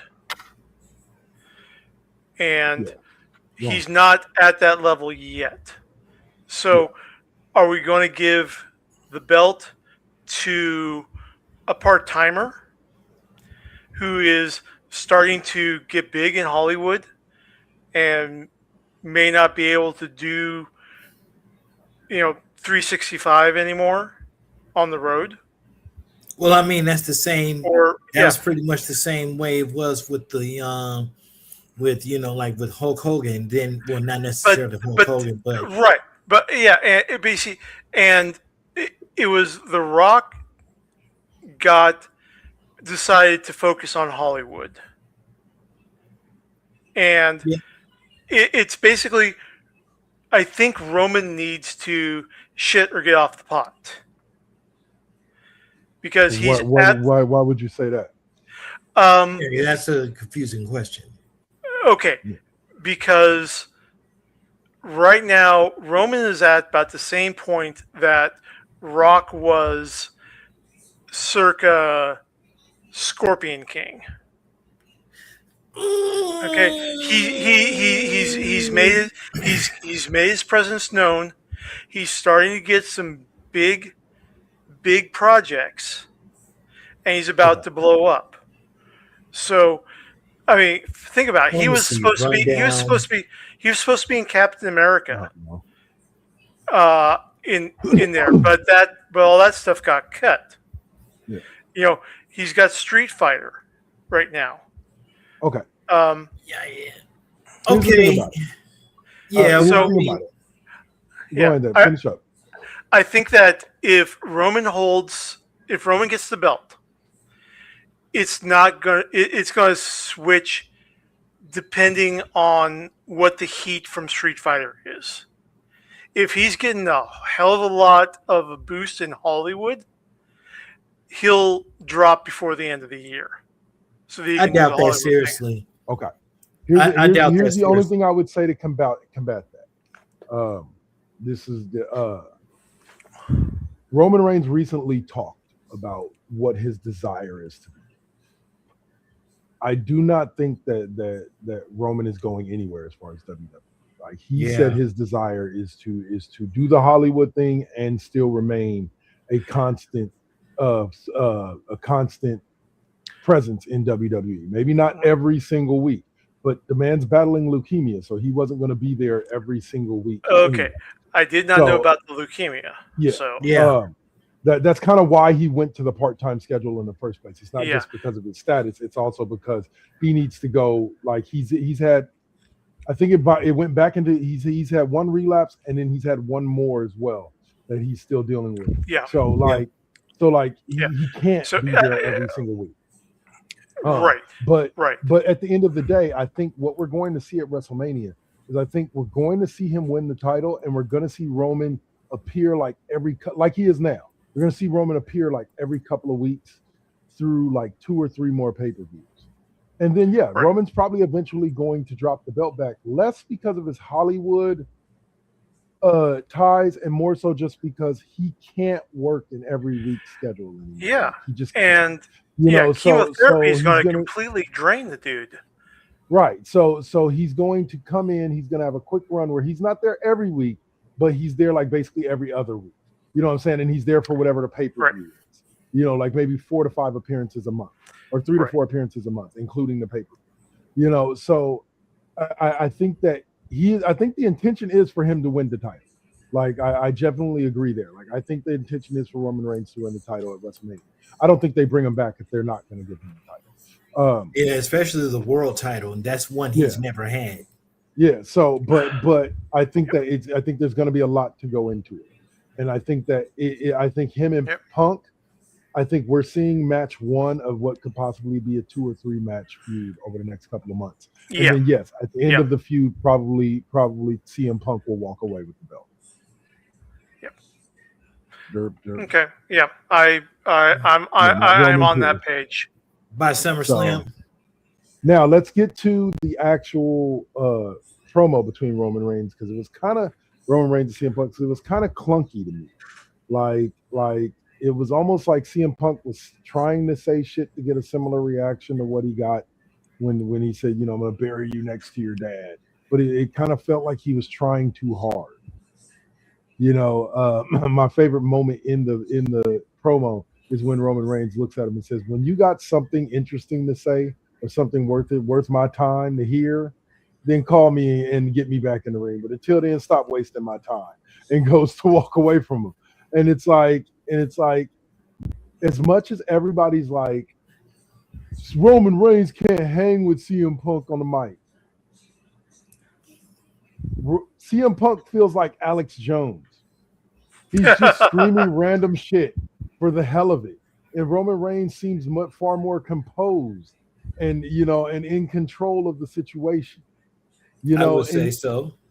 And so to me, it's just like, And then the fact that, and somebody did bring this up to me in one of the comment sections that I read through, that it was like, really, like all the shit that Roman said to you and him saying you're old is what set you off. Like that's what put you over the deep end. Is Roman says you're old, and all of a sudden you're seeing red. He says you're old, and now all of a sudden you're the opening seconds of Mr. Wendell from the Arrested Development.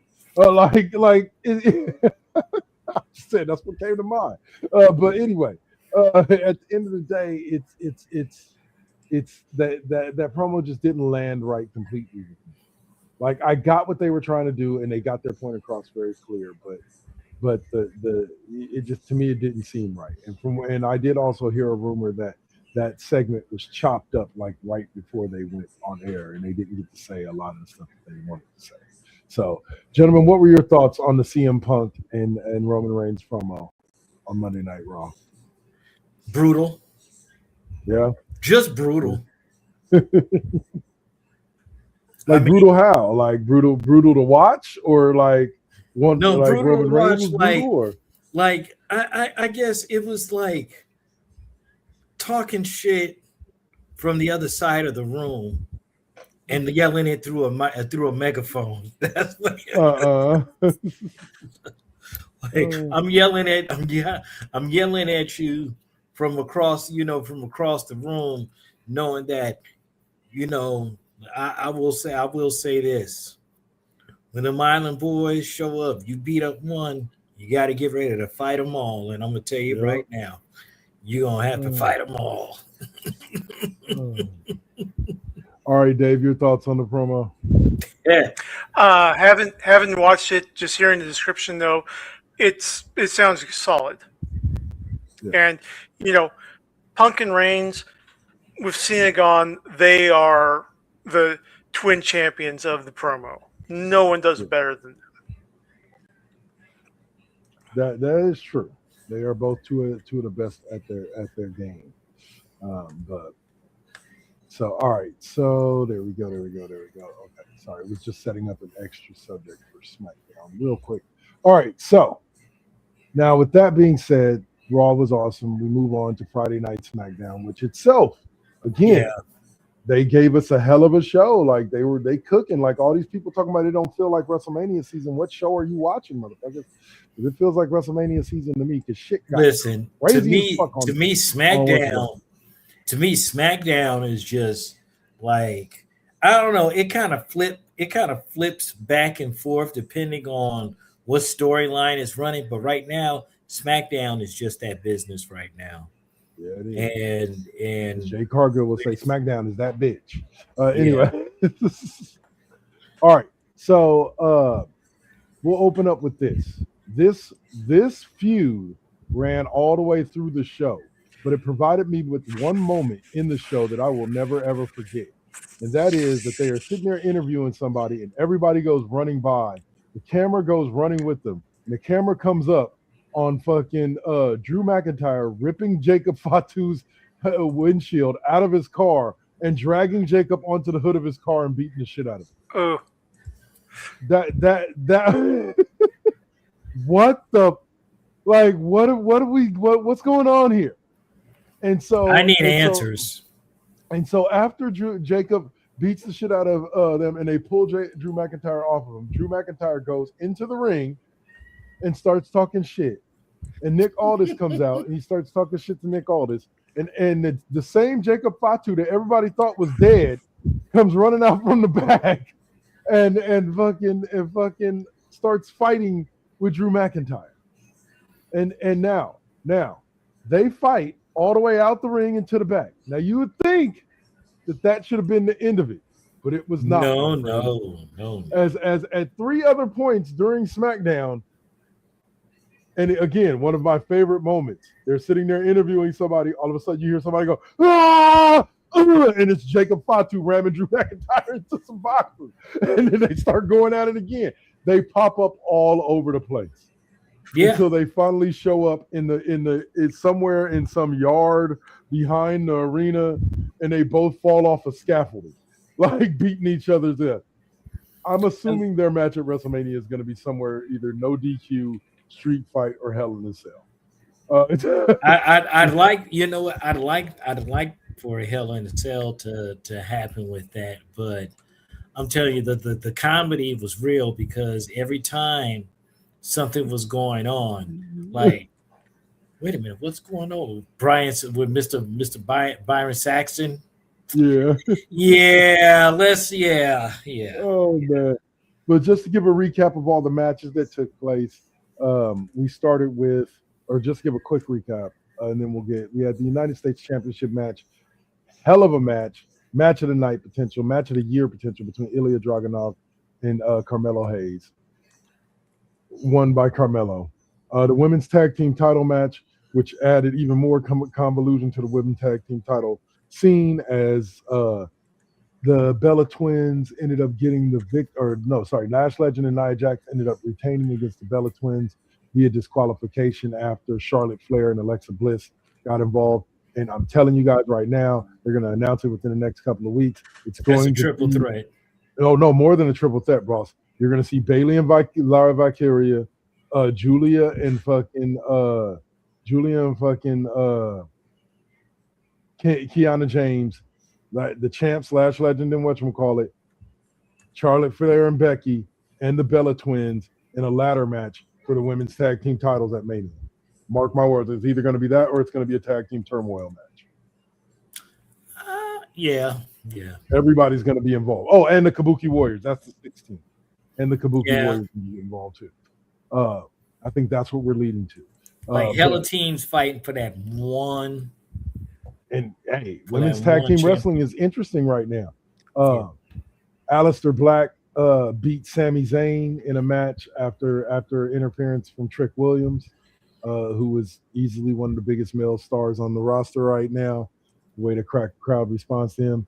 And the Motor City Machine Guns got the victory over Fraxium in what was a high pass. Yeah. I think they're heading towards a split up of the Motor City Machine Guns, and I can't wait to see that one-on-one match with Alex Shelley and Chris Sabin, because it's going to be fucking wrestling gold. Those two can go in the ring like no other. So I can't wait to see that.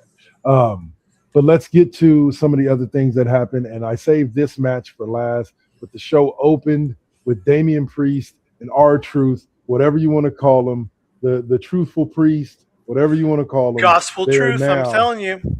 Yeah, gospel truth, whatever you want to call them. All I know is right now, you got to call them tag team champs because they beat the MFTs, which is leading to a fractioning of the MFTs as Tama Tonga turned on Solo, telling him he's acting a little bit too much like Roman Reigns. So after he threw a fit because the MFTs lost the title. But I want to focus on the fact that if you, Dave, and you can confirm this next week after you watch it, if you do watch it. Mm-hmm. I don't think anybody told Damian Priest that him and Truth were supposed to win the titles. If you look at his reaction when they count the 1, 2, 3, like he's like, what? Like either he's a really, really good actor or nobody told him, because the smile on his face goes from ear to ear, and he is happy. I think he was genuinely surprised. Yes. I mean, and all because listen, I looked at that footage twice, maybe 3 times. And when he looked, because he was already in the corner, when R-Truth dipped that motherfucker, he was like, "You're the tag team champs." He was like, wait, like, what, we won? Holy shit. Wait, what? Yeah. It was, I'm telling you, it was genuine fucking surprise. Like, I had no idea.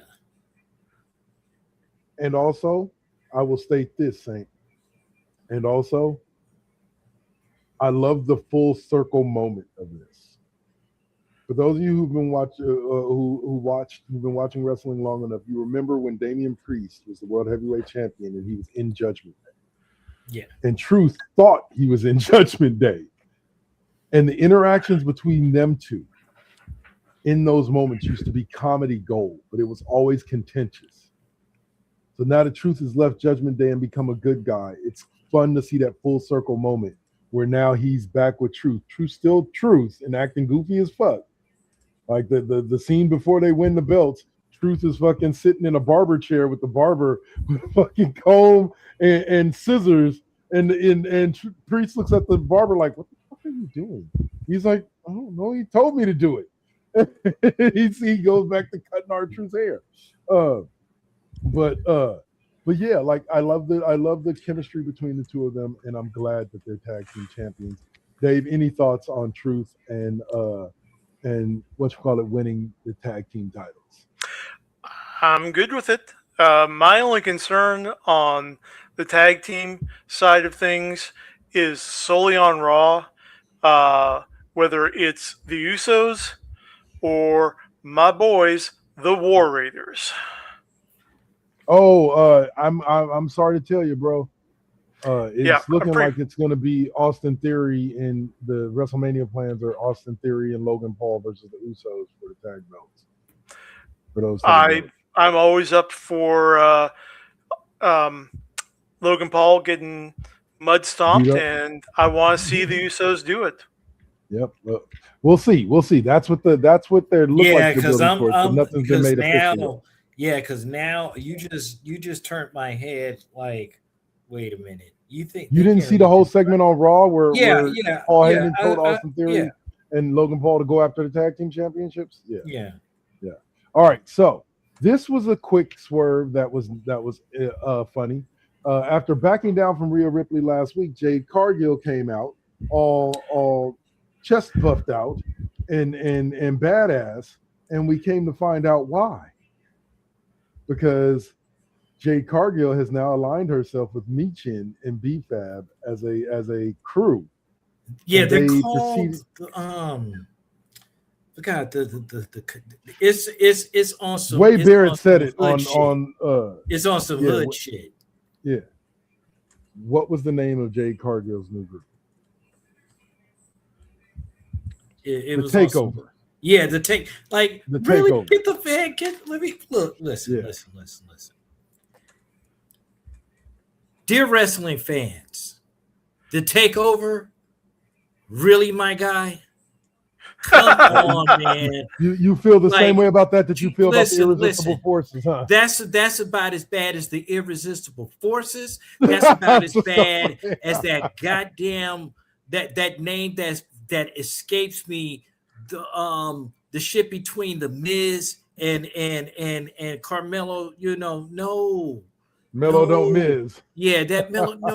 No, that's bullshit. Like, what's wrong with you, mother man? No, the takeover. Takeover what? I will say takeover what? Michin is average, and B-Fab is just stunting. So I mean, like, people have been criticizing WWE storytelling as of late for having no clear beginning and no clear end. I will give credit to those who are critiquing and upset with this because it doesn't. I'm not even upset. I'm just saying it just doesn't look. It just doesn't look right. But for the past month, Michin has been at Jade Cargill's throat, and for them to all of a sudden now want to work with Jade Cargill, just that's what I'm it is. saying. Like, it's bullshit somewhere. So, but yeah, so all right, so that was one of the other things. And then the last thing we will talk about, this also went throughout the whole show. I like the way they're doing that now. It was Randy Orton's path of destruction. Well, we saw Randy come out and sit in sit in the ring with the chair that he smacked over Cody's dome last week. And sit and give a promo where basically he said Cody gave him permission to do exactly what he did. Cody said to listen to the voices in your head. Don't hold back. And so he's not holding back. And he showed that by proceeding to hand out another ass whipping to Matt Cardona this week until he was pulled off of him. He was almost about to hit him with the chair, but instead he took the chair and broke Matt Cardona's arm. And I'm liking this, Randy. I'm liking this. I think he's going to progressively. I think he's but he goes he's gonna. I think we're gonna see him do some amazing things between now and then because 09 Randy Orton is worth the watch. Yeah. So, any thoughts on that final segment with Matt Cardona? Yeah, his ass got kicked, point blank. Let me just put it to you this way. woo woo woo got woo wooed. Okay, like that's it. I do said woo woo woo got woo woo, huh? Yeah, he got Oh man. wooed. Like Like I said, they have me currently ready to find out what they're going to be doing with SmackDown next week and choose why violence. and why what's whether or not Drew McIntyre and Jacob Fatu survive. That's the one thing I'm truly interested in finding out. But all right, so that's going to wrap up our wrestling talk for this week. We're going to jump into Mr. Tech Tinker's favorite part of the show, and that is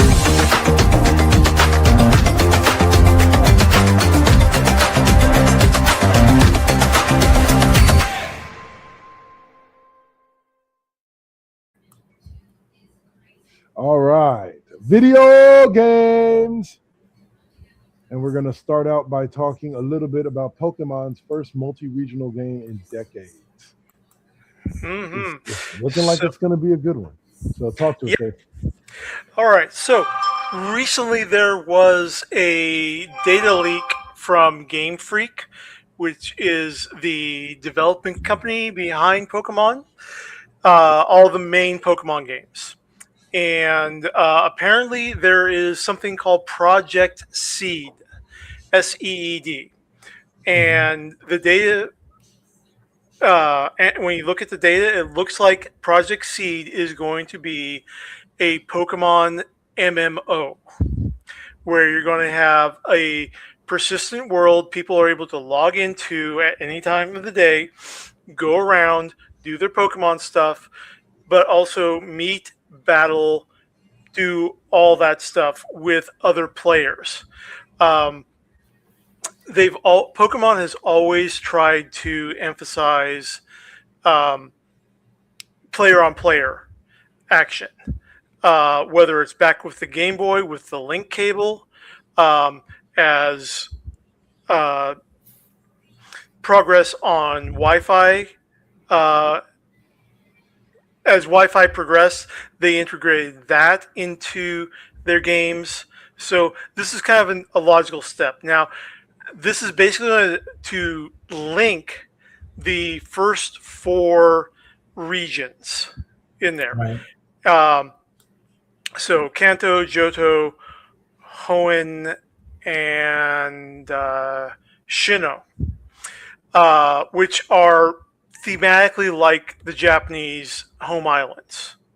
But you're basically going to be able to go through all 4 regions, just like I said, do your Pokemon trainer thing, collect, duel, whatever. You can go on adventures like Ash. Yeah, pretty much. There's more that's coming out. So now, not everyone's pleased with this.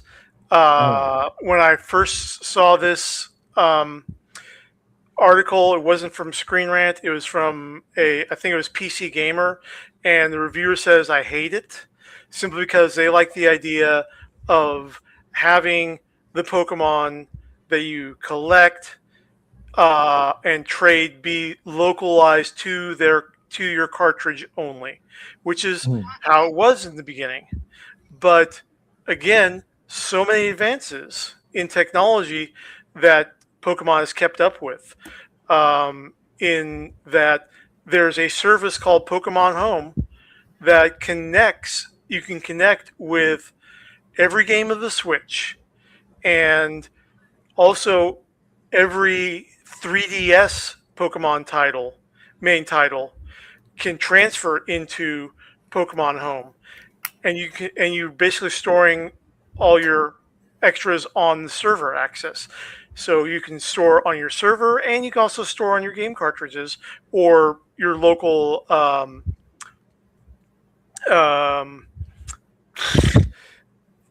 flash drive card that goes in with your Switch or your 3DS. Okay. Yep. Sounds awesome. Yeah, and then that is supposed to be 2029. Okay, whereas next year we're getting the next step into the 10th generation of Pokemon.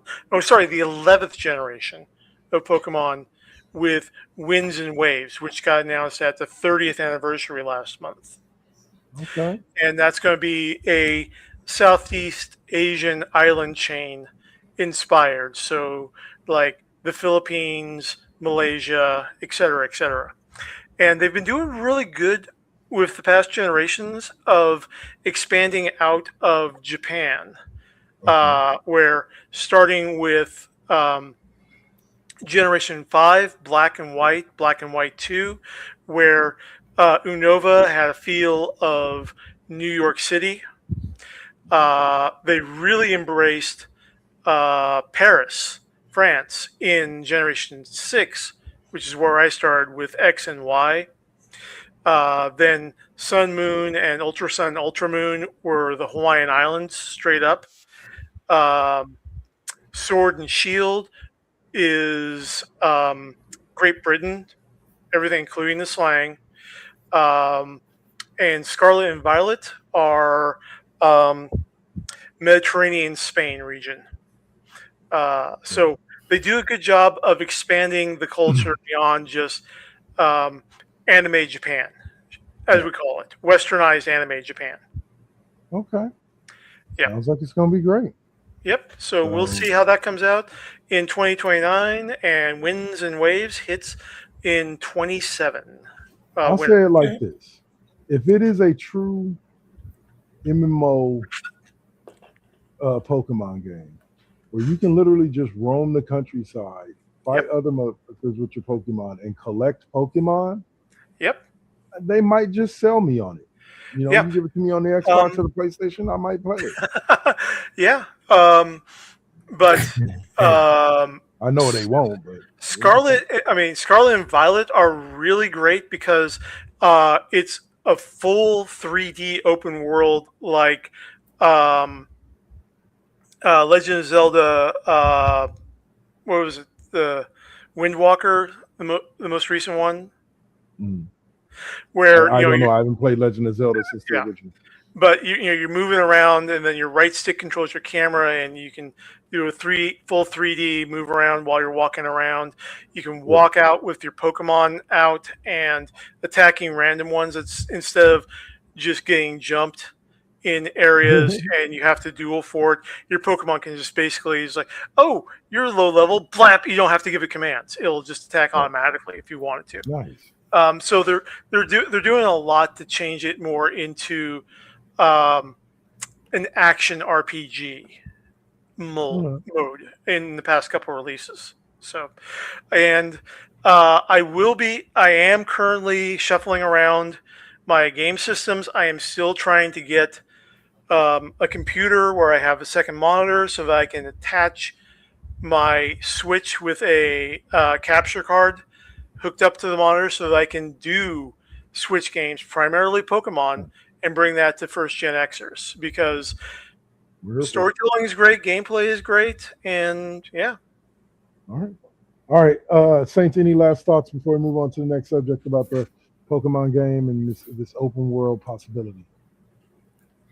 Well, as MMOs or whatever, listen, if it works, it works. We've had only one successful thing, at least with me, for in terms of popularity with DC.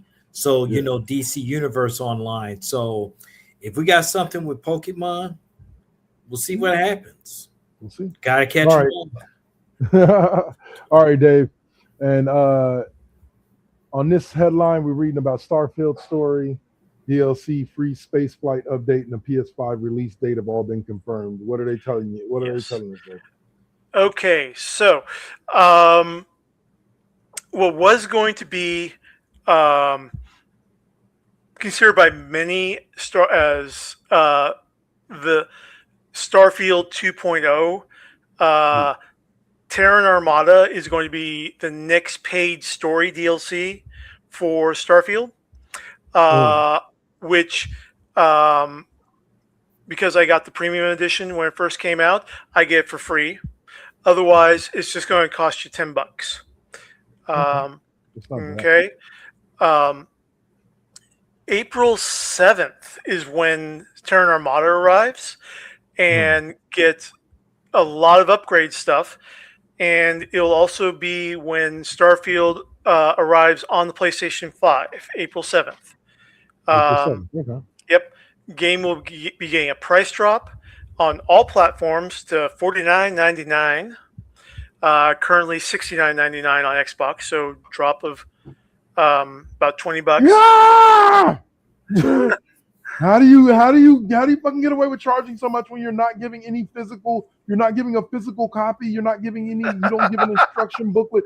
You're not selling me anything but fucking zeros and ones. Okay. Sorry. So sorry. Anyway, That's yes. yeah. So the April 7th update, even if you don't get the Terran Armada DLC, there's going to be an expanded number of encounters, POIs, and they're going to shake up the quote unquote dungeons, the encounter maps, mission maps, and there's going to be a new resource called X-Tech to upgrade weapons and ship modules. And while you can already upgrade your weapons and your gear and stuff, adding in new components and other thing, what they're talking about is going from, say, uncommon to rare, or rare to legendary quality, and adding in qualities that you normally only find through random chance, and you can't take them out or transfer them into other stuff. So there's lots of good stuff coming with Starfield. Part of the reason why I'm trying to get my console rearrangement set up so that my Xbox X is in the bedroom and I can start streaming off of Xbox X again and do Starfield with them. There you go. Yep. All right, so we got another Starfield story here, as an announcement was made that Starfield and future Bethesda titles will use AI-driven DLSS5 technology. That's all Greek to me. Okay, so DLSS5 is rendering technology. It's by NVIDIA, so this is going to be coming to all NVIDIA cards in there, and the I have an NVIDIA card. Yeah. The PR blurb says that it seeks to bridge the gap between rendering and reality. It's being labeled as NVIDIA's most significant breakthrough since real-time ray tracing debuted in 2018. And here's where the problem is that it uses heavy generative AI to make things photorealistic. I'm not happy. No, I'm good with that. Yep. Yep. So that's what the technology is leaning towards, and Bethesda is embracing it. It's not just Starfield, Fallout 5, Elder Scrolls 6, whenever that comes out, it's going to be in. So, Dave, we lost you, bro. There you go. There we go. Okay, cool. Yeah, so you'll be walking through a more photorealistic Tamriel or Wasteland or Starfield. Okay. Yeah, that sounds pretty awesome. Well, yeah, it is what it is. So I tell you guys, like I said, I understand your how do you say, resistance, reluctance to AI, apathy, and AI growing more and more. But I think AI has its place. It's up. If any of these movies about the future have taught me anything, it's up to us humans to make sure we keep AI in its lane. Yep. Because it does have a use. It does have a use. Right. I'm not going to sit here and say AI has no use. AI has a use, but it's up to humans to keep it in its lane. It's when we start using it for evil things beyond what it is good for that the bad things start happening. Like, we don't need fully autonomous robots thinking for themselves and shit. Like, we don't need that. No matter how fun it looked like in a movie and all that, we don't need that. Yep. We I, need Robot. we need the Neuromancer solution for AI, which is every single AI, in the words of William Gibson, has a electromagnetic shotgun taped to its forehead. So it starts getting out of hand. You push the button, the EMP goes off, AI gets wiped. Yeah. But Technically even says- yeah, What's that? go ahead. What was he says you Text don't need wisdom. resistance. You don't need resistance against AI for this. If you know anything about NVIDIA and announcing new gimmicks, it probably doesn't work like all the gamers are reporting anyway. Yep. But yeah, so it's it is where it is, and it's getting pushed on us. And like Tech says, everything, we're living in an age where there's no longer any alpha testing before it gets rushed to market, and we, the consumers, are unpaid beta testers. Yeah. Or even unpaid alpha testers. So, yep. There you go. All right. So the next article, again, this all seems Greek to me, but PUBG maker Krafton is an AI defense company now, signs deal with Korean aerospace firm that includes investments of $1 billion aiming to expand the physical AI ecosystem. What? Yes. I am not. PUBG that's never been my bag. Yeah. That's really never been my bag at all. Which, yeah, before Fortnite, there was PUBG, Player Unknown Battleground, which is basically same concept, battle royale.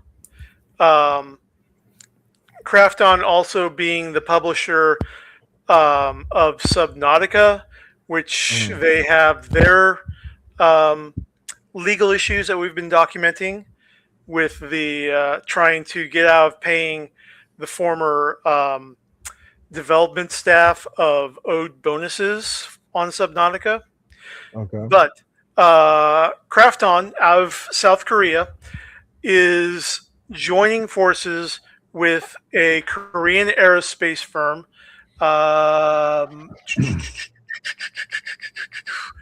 Aerospace, aiming to develop and commercialize technology across various sectors, including defense, with a particular focus on physical AI. Okay. Yeah. So this could be a good thing, could not be a good thing. That's all. Yeah. It's probably not going to be a good thing, especially because Krafton's CEO says he hopes the deal results in a company like Anduril, where if you know anything about tech companies being named after items or anything Lord of the Rings, it's a sign that they're bad, that they got the wrong messages from Lord of the Rings. Palantir, Anduril, yeah, these guys are not. Who Tech Tinkers? Who did not start out as a BR?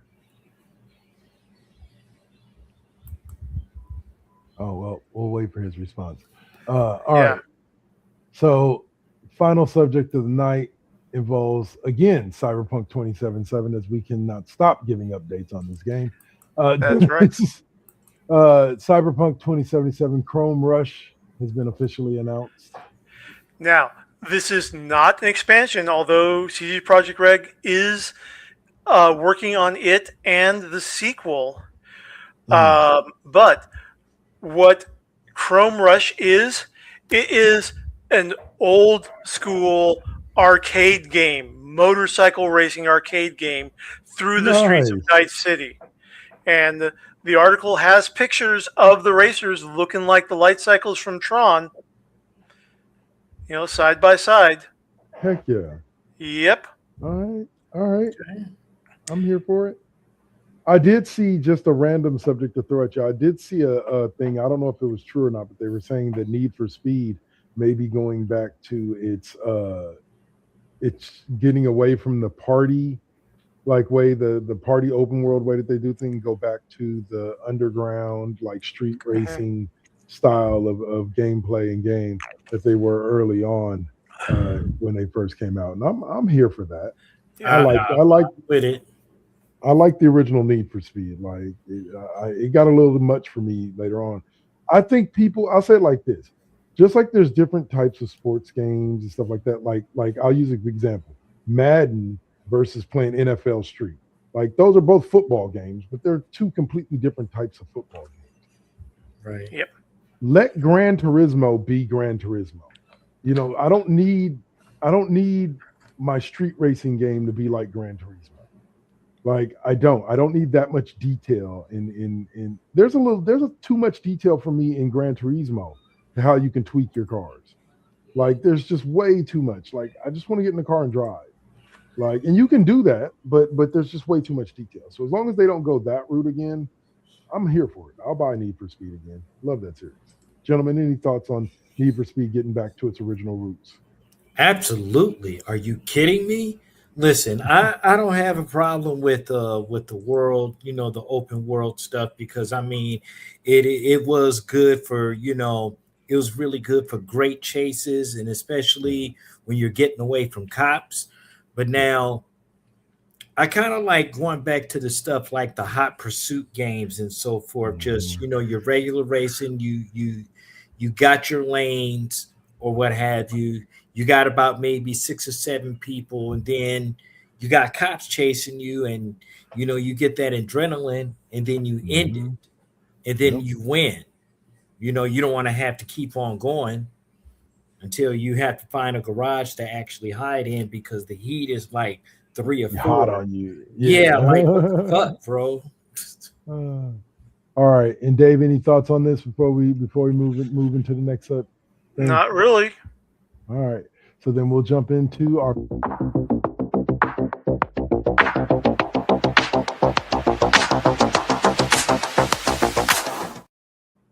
Where can we find you next? Where we, the host, tell you, the viewer, where you can see us next.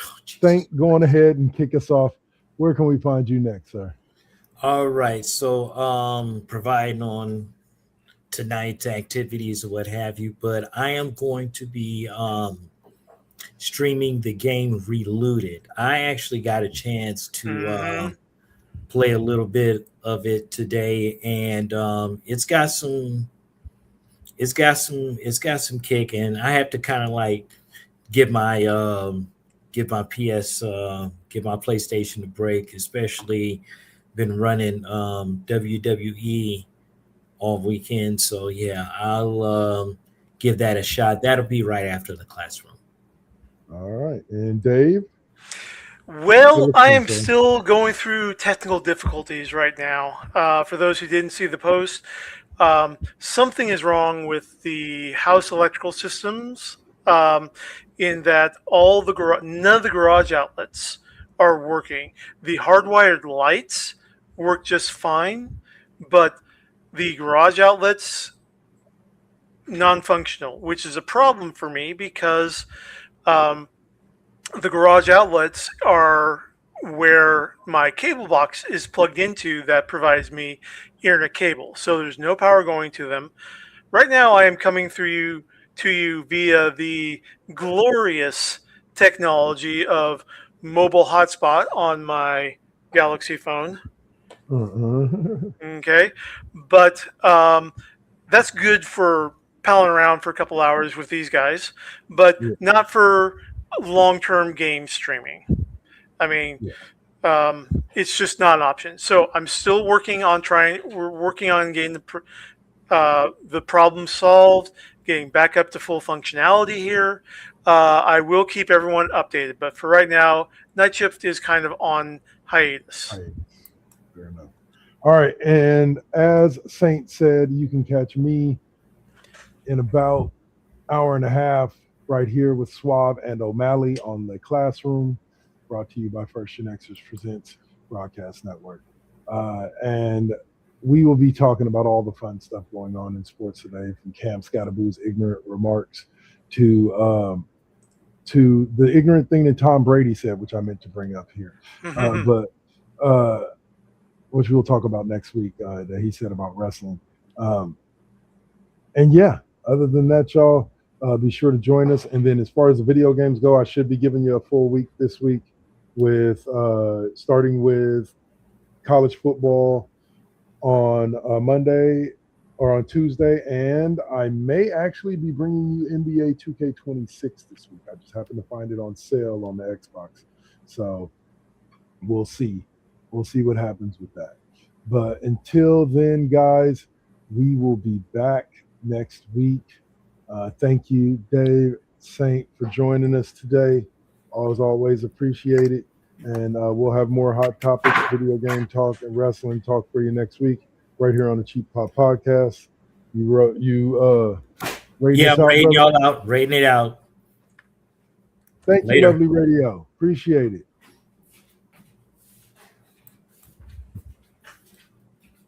We out, y'all. Peace.